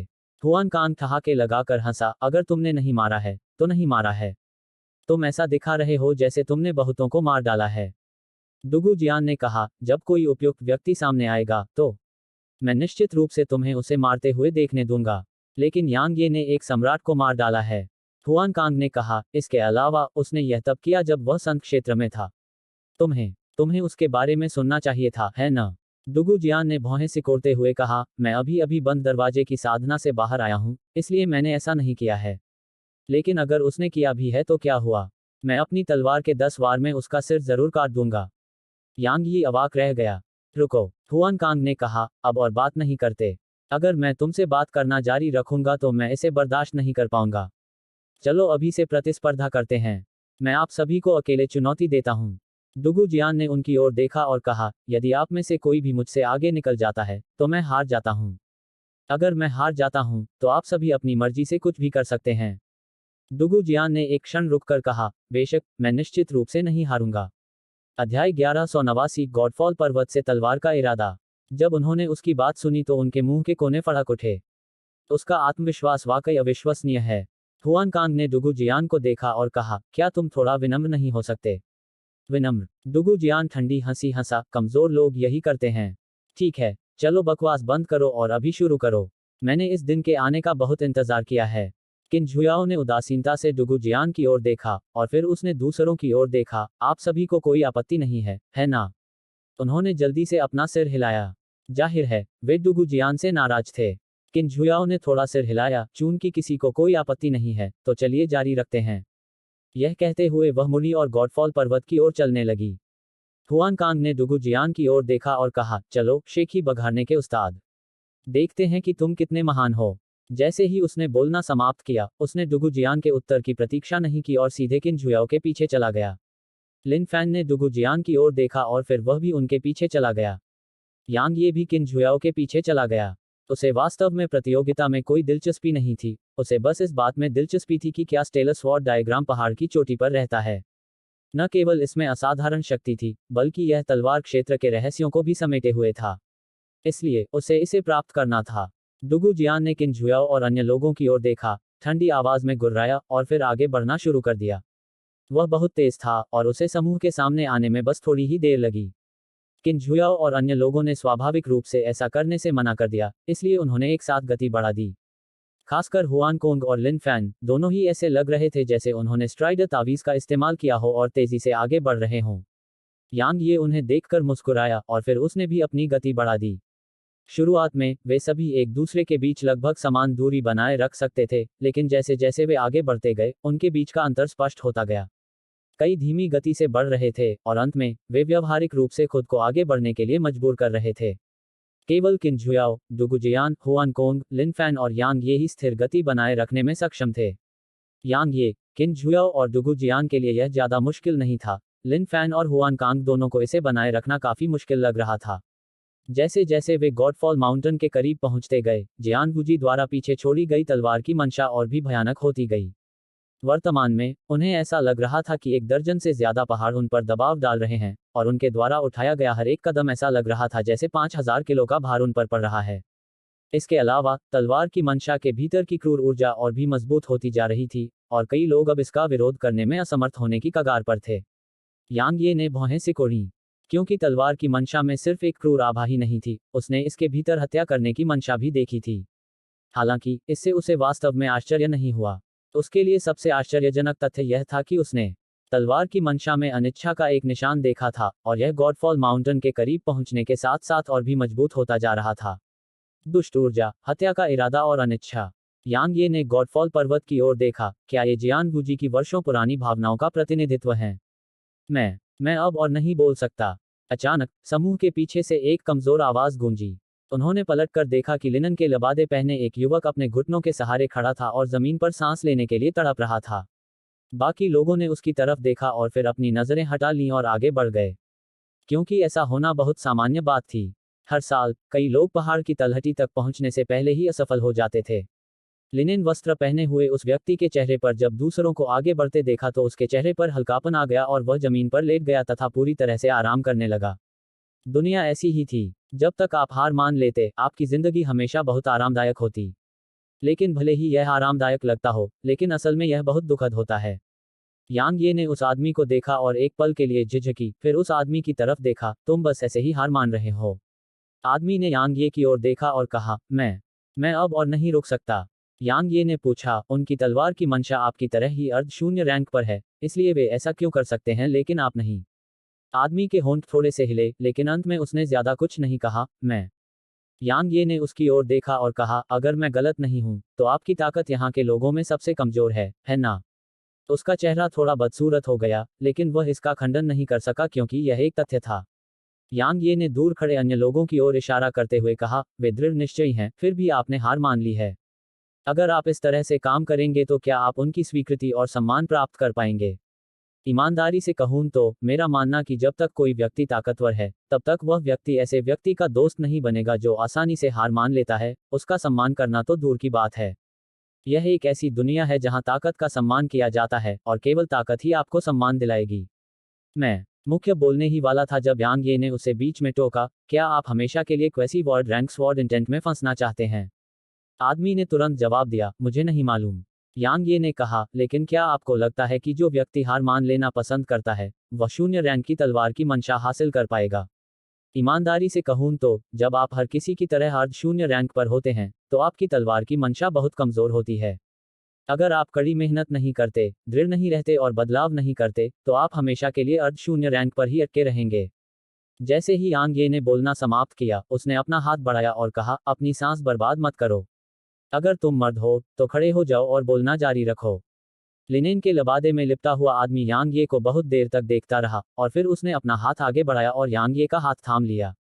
यांग ये ने थोड़ा जोर लगाया और तुरंत उसे ऊपर खींच लिया। मेरा विश्वास करो, अगर तुम खुद को आगे नहीं बढ़ाओगे, तो तुम कभी महसूस नहीं कर पाओगे कि तुम सच में कितने बेहतरीन हो। जैसे ही उसने बोलना समाप्त किया, यांग ये मुड़ा और गॉडफॉल पर्वत की ओर चलना शुरू कर दिया। यांग ये के पीछे खड़े आदमी ने गहरी सांस ली और फिर वह फिर से चलने लगा। हालांकि यह अभी भी बहुत थका देने वाला था, लेकिन इस बार उसने हार नहीं मानी। उसने अपने दांत पीस लिए और डटा रहा। यांग ये बहुत तेजी से आगे नहीं बढ़ी और बस उस आदमी के पीछे चली गई। देखो, तुम थोड़ी देर तक डटे रहने से इतनी दूर चले गए हो। आदमी ने सिर हिलाया और उसके मुंह के कोनों पर हल्की मुस्कान उभर आई। लगभग 15 मिनट चलने के बाद लिनेन लबादा पहने आदमी ने यांग ये की ओर देखा और कहा, मैं जुओ लैंग हूं, आपका नाम क्या है? यांग ये मुस्कुराई। यांग ये। जुओ लैंग दंग रह गया और फिर उसने अपना सिर हिलाया। चूंकि तुम मुझे बताने को तैयार नहीं हो, तो कोई बात नहीं। कोई बात नहीं, मार्गदर्शन के लिए धन्यवाद। तुम सही थे, मुझे खुद को आगे बढ़ाना चाहिए। यांग यी के मुंह के कोने थोड़े से हिल गए, उसे मेरी बात पर विश्वास नहीं हुआ। इस बीच जुओ लैंग ने अचानक कहा, उनकी गति बढ़ गई है। यांग ये ने अपना सिर उठाया और देखा। निश्चित रूप से किन झुयाओ और डुगुजियान लगातार गति बढ़ा रहे थे और वे व्यावहारिक रूप से जॉगिंग कर रहे थे। जहां तक फैन और हुआनकांग का सवाल है, वे बहुत पीछे छूट गए थे। जुओ लैंग ने कहा, वह आदमी डुगुजियान काफी ताकतवर है। यांग ये ने डुगुजियान की ओर देखा और थोड़ा सिर हिलाया। वह वास्तव में बुरा नहीं है। जुओ लैंग ने अचानक कहा, आप भी काफी मजबूत लग रहे हैं। यांग ये मुस्कुराया, मैं ठीक हूं। जुओ लैंग ने आगे कहा, तुम्हें पहले आगे बढ़ना चाहिए। मेरा इंतजार करने की कोई जरूरत नहीं है। मैं तब तक डटा रहूंगा जब तक मुझे जमीन पर नहीं गिरा दिया जाता। यांग ये ने उसकी ओर देखा और कहा, आप एक स्वतंत्र साधक हैं। जुओ लैंग ने सिर हिलाया, वास्तव में यहाँ के अधिकांश लोग स्वतंत्र साधक हैं। यांग ये ने सिर हिलाया, मैं क्लाउड फॉल सिटी में हूँ। अगर आपको मौका मिले तो आप क्लाउड फॉल सिटी आ सकते हैं और हम तलवार के दांव में मुकाबला कर सकते हैं। जुओ लैंग मुस्कुराया, बेशक। यांग ये मुस्कुराया। दरअसल यह बस एक क्षण की प्रेरणा थी जिसने उसे जुओ लैंग का मार्गदर्शन करने के लिए प्रेरित किया। जब उसने जुओ लैंग को हार मानते देखा तो उसे एक मजबूत जुड़ाव महसूस हुआ। आखिरकार जब वह तलवार संप्रदाय में एक श्रम शिष्य था, तो उसने भी हार मानने के बारे में सोचा था। हालांकि हार मानने का नतीजा क्या था? इस दुनिया में जहां ताकत सम्मान है, अगर किसी के पास शक्तिशाली ताकत नहीं है तो वह किसी भी क्षण मर सकता है। हार मान लेना बहुत आसान था, लेकिन दृढ़ रहना बहुत मुश्किल। व्यक्ति को हमेशा आगे बढ़ने के लिए खुद को प्रेरित करना चाहिए। अगर कोई ऐसा करता है, तो वह देखेगा कि वह वास्तव में जितना उसने कभी सोचा था, उससे कहीं ज्यादा शानदार है। यह यांग ये के शरीर की तरह था। हर कोई देखता था कि उसका शरीर कितना मजबूत था, लेकिन वे नहीं जानते थे कि ऐसी शारीरिक शक्ति और बचाव पाने के लिए उसने किस तरह का भयानक दर्द सहा होगा। अगर वह दर्द सहन नहीं कर पाता, तो क्या उसका शरीर इतना मजबूत बन पाता? जाहिर है, यह असंभव होगा। जब से वह श्रम शिष्य था तब से लेकर अब तक संत क्षेत्र प्राप्त करने तक, यांग ये लगातार खुद को आगे बढ़ा रहा था। यांग ये ने अपना सिर थोड़ा हिलाया, अपने विचारों को नियंत्रित किया और दूर की ओर देखा। इस समय डुगु जियान और किन झुयाओ ने दूसरों को बहुत पीछे छोड़ दिया था और वे गॉडफॉल माउंटेन से 300 मीटर से भी कम दूरी पर थे। हालांकि वे धीमे भी हो गए थे। इसके अलावा उनके चेहरे पीले पड़ने लगे थे। यह इस हद तक था कि उनके द्वारा उठाया गया हर एक कदम जमीन पर एक गहरा पदचिह्न छोड़ देता था। यह इस बात का संकेत था कि गॉडफॉल पर्वत से आने वाली तलवार की मंशा का विरोध करने की उनकी तलवार की मंशा की क्षमता कमजोर हो रही थी। इस बीच आसपास के कई अन्य लोगों की गति धीमी हो गई थी। कई लोगों ने तो सिर्फ एक कदम आगे बढ़ाने के लिए 100 से ज्यादा सांसें लीं। हालांकि यांग ये काफी हैरान था, क्योंकि उनमें से किसी ने भी हार नहीं मानी थी, यहां तक कि जुओ लैंग ने भी नहीं, जिसने पहले हार मान ली थी। इस समय वे सभी आगे बढ़ते हुए अपने दांत पीस रहे थे और कुछ की आंखें तो लाल भी हो गई थीं। लेकिन किसी ने हार नहीं मानी। यांग ये ने उनकी ओर देखा और मन ही मन सोचा, ये लोग बुरे नहीं हैं। अरे, डुगु जियान हमसे आगे निकलने वाला है। इस बीच आसपास के लोगों में से किसी ने अचानक कहा। दूसरों ने तुरंत अपना सिर उठाया और उन्होंने देखा कि डुगु जियान पहले से ही किन जुयाओ से 1 मीटर आगे था। यह देखकर दूसरों के हाव भाव थोड़े बदल गए, क्योंकि वे स्वाभाविक रूप से नहीं चाहते थे कि डुगु जियान जीते। लेकिन मौजूदा स्थिति के आधार पर डुगु जियान के जीतने की संभावना बहुत ज्यादा थी। देखो, किन जुयाओ भी तेज गति से आगे बढ़ रही है। इस बीच किन जुयाओ तेजी से आगे बढ़ रही थी और उसके और डुगु जियान के बीच का अंतर कम होता जा रहा था।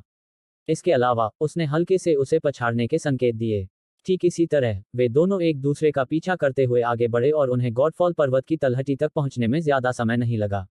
जैसे ही वे वहां पहुंचे, ऊपर से एक भयानक दबाव की किरण ने उन्हें जमीन पर पटक दिया। बंदूक बंदूक दोनों के मुंह से एक साथ खून निकला और वे लगभग घुटनों के बल गिर पड़े।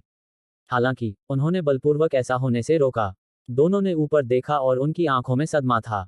एक क्षण बाद वे एक बार फिर आगे बढ़े, लेकिन उन्हें फिर से नीचे दबा दिया गया। हुआन कांग, जो अभी अभी दौड़कर उनके पीछे आया था, बोला, हम ऊपर नहीं जा सकते।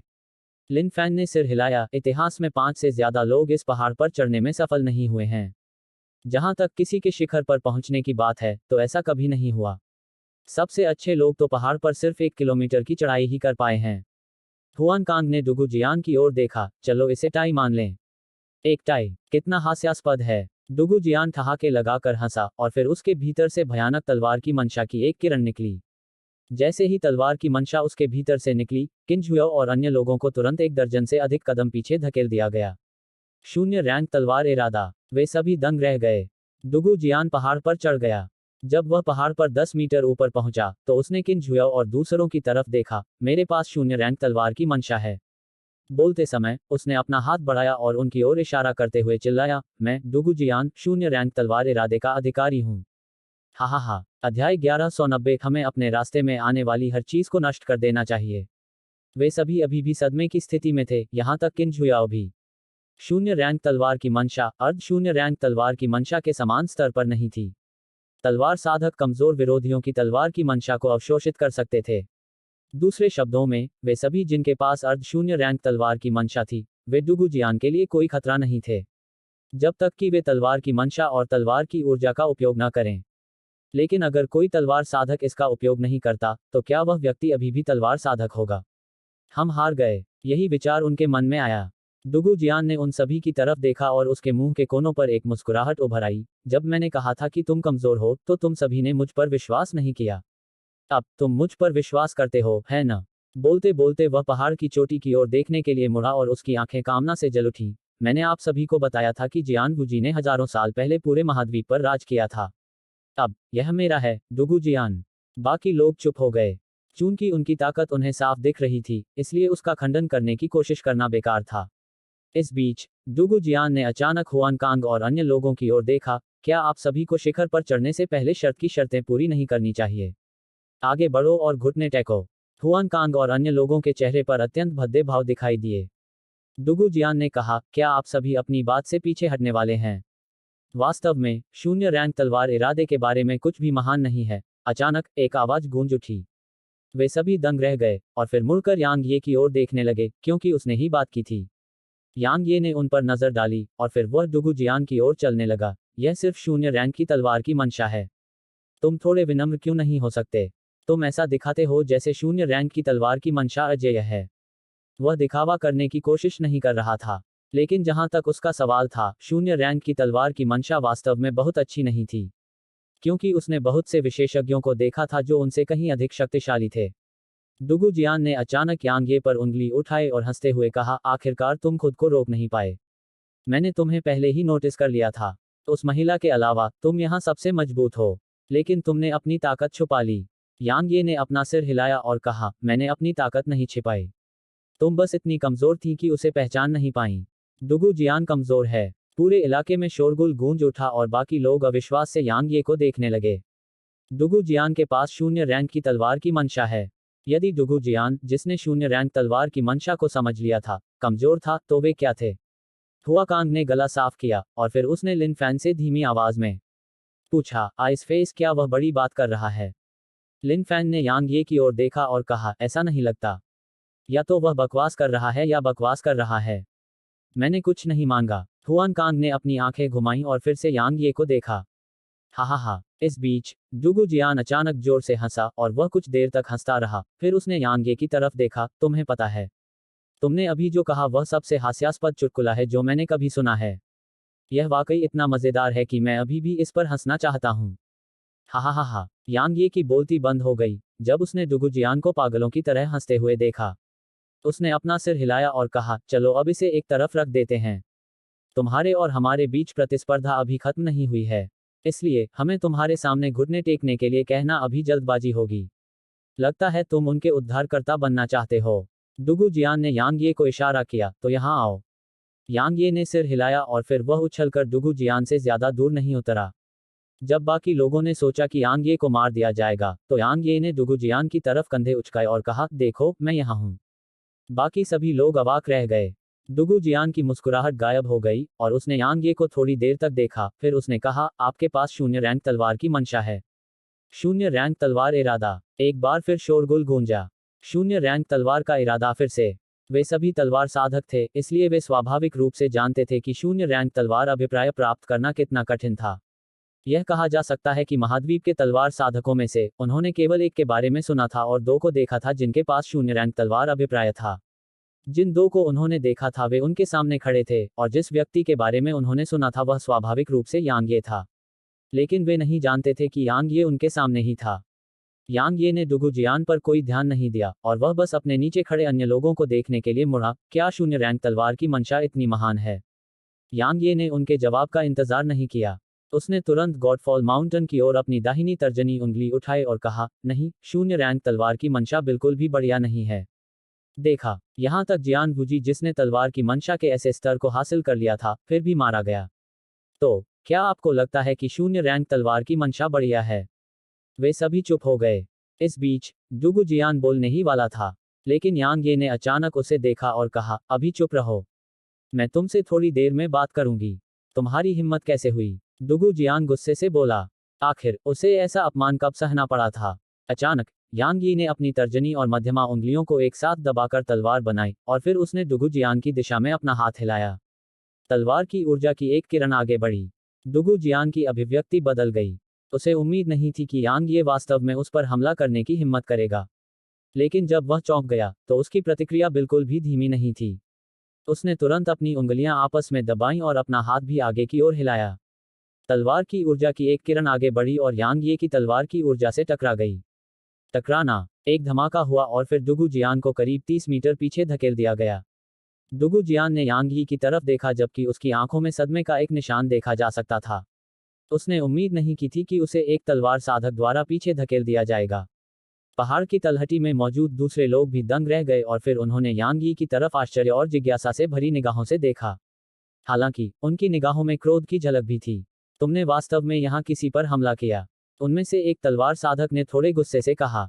गॉडफॉल खंडहर पूरे महाद्वीप में सभी के दिलों में एक प्रतिबंधित क्षेत्र था, खासकर उनके जैसे तलवार साधक। इसलिए कोई भी विशेषज्ञ यहाँ नहीं लड़ेगा। जहां तक तलवार साधकों की बात है, वे यहाँ बिल्कुल नहीं लड़ेंगे, क्योंकि जहां तक उनका सवाल है, यहाँ लड़ना जियान बुजी का अनादर करना होगा। यांग ये ने उस आदमी पर कोई ध्यान नहीं दिया। वह पलटकर डुगु जियान की ओर देखने लगा जो हमला करने वाला था। तुम हमला करना चाहते हो? जरूर, लेकिन तुम्हें इंतजार करना होगा। मेरे पास कुछ विचार हैं जो मैं साझा करना चाहता हूं, इसलिए हमारे बीच के मामले को निपटाने से पहले मेरी बात पूरी होने तक इंतजार करो। मैं तुम्हें चेतावनी दे रहा हूं, अगर तुमने मुझे बीच में रोकने की हिम्मत की, तो मैं तुम्हें निश्चित रूप से इतना पीटूंगा कि तुम्हारे माता पिता भी तुम्हें पहचान नहीं पाएंगे। डुगु जियान का चेहरा भद्दा था। वह ठंडे स्वर में हंसा और बोला, चलो, मैं तुम्हें बोलने दूंगा। मैं डुगु जियान ऐसा व्यक्ति नहीं हूं जो अपने प्रतिद्वंद्वी को उसके अंतिम शब्द बोलने न दे। यांग ये ने डुगु जियान को नजरअंदाज किया और इसके बजाय किन झुयाओं के समूह की ओर देखा। मैं समझता हूं कि आप सभी इस बात से बहुत नाराज हैं कि मैंने यहां उस पर हमला किया। ऐसा इसलिए है क्योंकि आप सभी जियान वूजी का सम्मान करते हैं और वह सम्मान के योग्य हैं। लेकिन मैं आप सभी को बताना चाहूंगा कि आप उसका सम्मान नहीं कर रहे हैं, आप उसका आदर कर रहे हैं। हुआन कांग ने पूछा, क्या कोई अंतर है? बेशक, यांग ये ने जवाब दिया, आप सभी उसका आदर करते हैं और उसे भगवान की तरह मानते हैं। आप अनजाने में महसूस करते हैं कि आप कभी भी उसके बराबर नहीं पहुंच पाएंगे, या शायद आप सभी सोचते हैं कि उसके बराबर पहुंच जाना ही काफी है। आपके दिलों में वह एक पहाड़ है, एक ऐसा पहाड़ जिस पर आप चढ़ नहीं सकते, है न? हुआन कांग ने दूसरा सवाल पूछा, क्या यह कोई समस्या है? यांग ये मुस्कुराया, बेशक ऐसा ही है। मैं आप सभी को एक बात बताना चाहता हूं। अगर आपके दिल में कोई ऐसा पहाड़ है जिस पर चढ़ना नामुमकिन है, तो आपकी उपलब्धियां कभी आगे नहीं बढ़ेंगी। इस बिंदु पर यांग ये ने अचानक डुगु जियान की ओर इशारा किया और कहा, क्या आप जानते हैं कि वह शून्य रैंक तलवार इरादे को प्राप्त करने में सक्षम क्यों था? क्या आप जानते हैं कि वह आप सभी से अधिक शक्तिशाली क्यों है? वे सभी चुप रहे। डुगु जियान ने यांग ये पर नजर डाली और चुप रहे। यांग ये ने कहा, जहां तक मेरा सवाल है, तुम सब और उसके बीच का अंतर यह है कि उसने कभी भी जियान वूजी को भगवान नहीं माना। वह हमेशा सोचता रहता है कि जियान वूजी कुछ भी नहीं है, और वह निश्चित रूप से जियान वूजी से आगे निकल जाएगा। भले ही वह आत्मविश्वासी या अभिमानी हो, लेकिन वह खुद को कमतर नहीं समझता। उसके दिल में जियान वूजी कोई पहाड़ नहीं है जिस पर चढ़ना असंभव हो, जियान वूजी उसके लिए बस एक कदम है। लेकिन आप सबका क्या? वे सभी अवाक रह गए। डुगु जियान ने यांग ये की ओर देखा और फिर भी कुछ नहीं बोला। यांग ये ने उनकी ओर देखा और कहा, तलवार के साधकों को भय से मुक्त होना चाहिए। यदि आप सभी अपने दिलों में भय रखते हैं, तो आप तलवार दाव के शिखर पर कैसे चढ़ेंगे? वे सभी अभी भी चुप थे, लेकिन कई लोगों ने अपनी मुट्ठियां भींच ली थीं, और किन झुयाओं ने भी। इस बीच यांग ये ने कहा, हम लोगों, स्वर्ग और पृथ्वी का सम्मान कर सकते हैं। हालांकि हम लोगों, स्वर्ग या पृथ्वी से डर नहीं सकते। जब तक तलवार साधकों के हाथ में तलवार है, उन्हें किसी चीज से डरना नहीं चाहिए। जब कोई भी या कोई भी चीज हमारे रास्ते में बाधा डालने की हिम्मत करती है, हम उसे नष्ट कर देते हैं। वे सभी अब भी चुप थे, लेकिन उनमें से कईयों की आंखों में ऐसे भाव थे जो पहले कभी नहीं दिखे थे। यांग ये ने गॉडफॉल माउंटेन की चोटी की ओर इशारा करते हुए कहा, उन्होंने महाद्वीप के लिए खुद को बलिदान कर दिया, और हमें उनका सम्मान करना चाहिए। लेकिन हमें उन्हें अपने भीतर का शैतान नहीं बनने देना चाहिए। जब इतने शक्तिशाली हो सकते हैं, तो हम क्यों नहीं? हम सभी इंसान हैं, तो क्या कोई दूसरे से कमतर है? क्या आप सभी खुद को कमतर समझते हैं? किसी भी मामले में मुझे नहीं लगता कि मैं कमतर हूं। मेरे दिल में मैं एक ऐसा इंसान हूं जो एक दिन उनसे आगे निकल जाएगा। ठीक कहा। इस बीच लिन फैन ने अचानक यांग ये को देखा और कहा, तुम सही हो। हम में से कई लोग कई सालों तक अपने ही आंतरिक राक्षसों के जाल में फंसे रहे। दुर्भाग्य से हमें इसका कभी एहसास नहीं हुआ। तलवार साधकों को किसी चीज से डरना नहीं चाहिए, फिर भी हम अभी भी एक ऐसे व्यक्ति से डरते हैं जो कुछ हजार साल पहले मर गया था। ऐसी मनस्थिति के साथ हम शून्य रैंक तलवार इरादे को कैसे प्राप्त कर सकते हैं? ठीक है, हुआन कांग ने कहा, मैंने पिछले कुछ साल वाकई बर्बाद कर दिए। मादरचौद, मैं सोच रहा था कि मैं शून्य रैंक तलवार इरादे को क्यों हासिल नहीं कर सका, तो यही कारण था। अगर मुझे कुछ समय पहले यह पता चल जाता, तो शायद मैं अब तक शून्य रैंक को पार कर चुका होता। लिन फैन ने हुआन कांग को घूरते हुए कहा, अगर तुम बड़ी बातें नहीं करोगे तो क्या तुम मर जाओगे? जब अन्य लोगों ने उसकी बात सुनी तो वे तुरंत मुस्कुरा उठे। यांग ये भी मुस्कुराया। उसने एक और सांस बर्बाद नहीं की और तुरंत डुगु जियान की ओर देखने लगा, क्या तुम प्रतिस्पर्धा नहीं करना चाहते थे? अब चलो प्रतिस्पर्धा करते हैं। डुगु जियान ने कोई भी कमजोरी दिखाने से इनकार कर दिया, कैसे? यांग ये ने गॉडफॉल पर्वत की ओर देखा, देखो कौन आगे जा सकता है, ठीक है? डुगु जियान ने पूछा, क्या दांव वही रहेगा? यांग ये ने सिर हिलाया। डुगु जियान ने कहा, चलो शुरू करें। यांग ये मुस्कुराई, चलो शुरू करें। जैसे ही उसने बोलना समाप्त किया, यांग ये और डुगु जियान की आकृतियां शिखर की ओर बढ़ गईं। इसके बाद वहां मौजूद सभी दर्शक दंग रह गए। हेलो दोस्तों, आप सभी लोगों से एक रिक्वेस्ट है कि कृपया MP स्टोरी बॉय चैनल को सब्सक्राइब करें और वीडियो को लाइक करें। कमेंट करना मत भूलिए। धन्यवाद।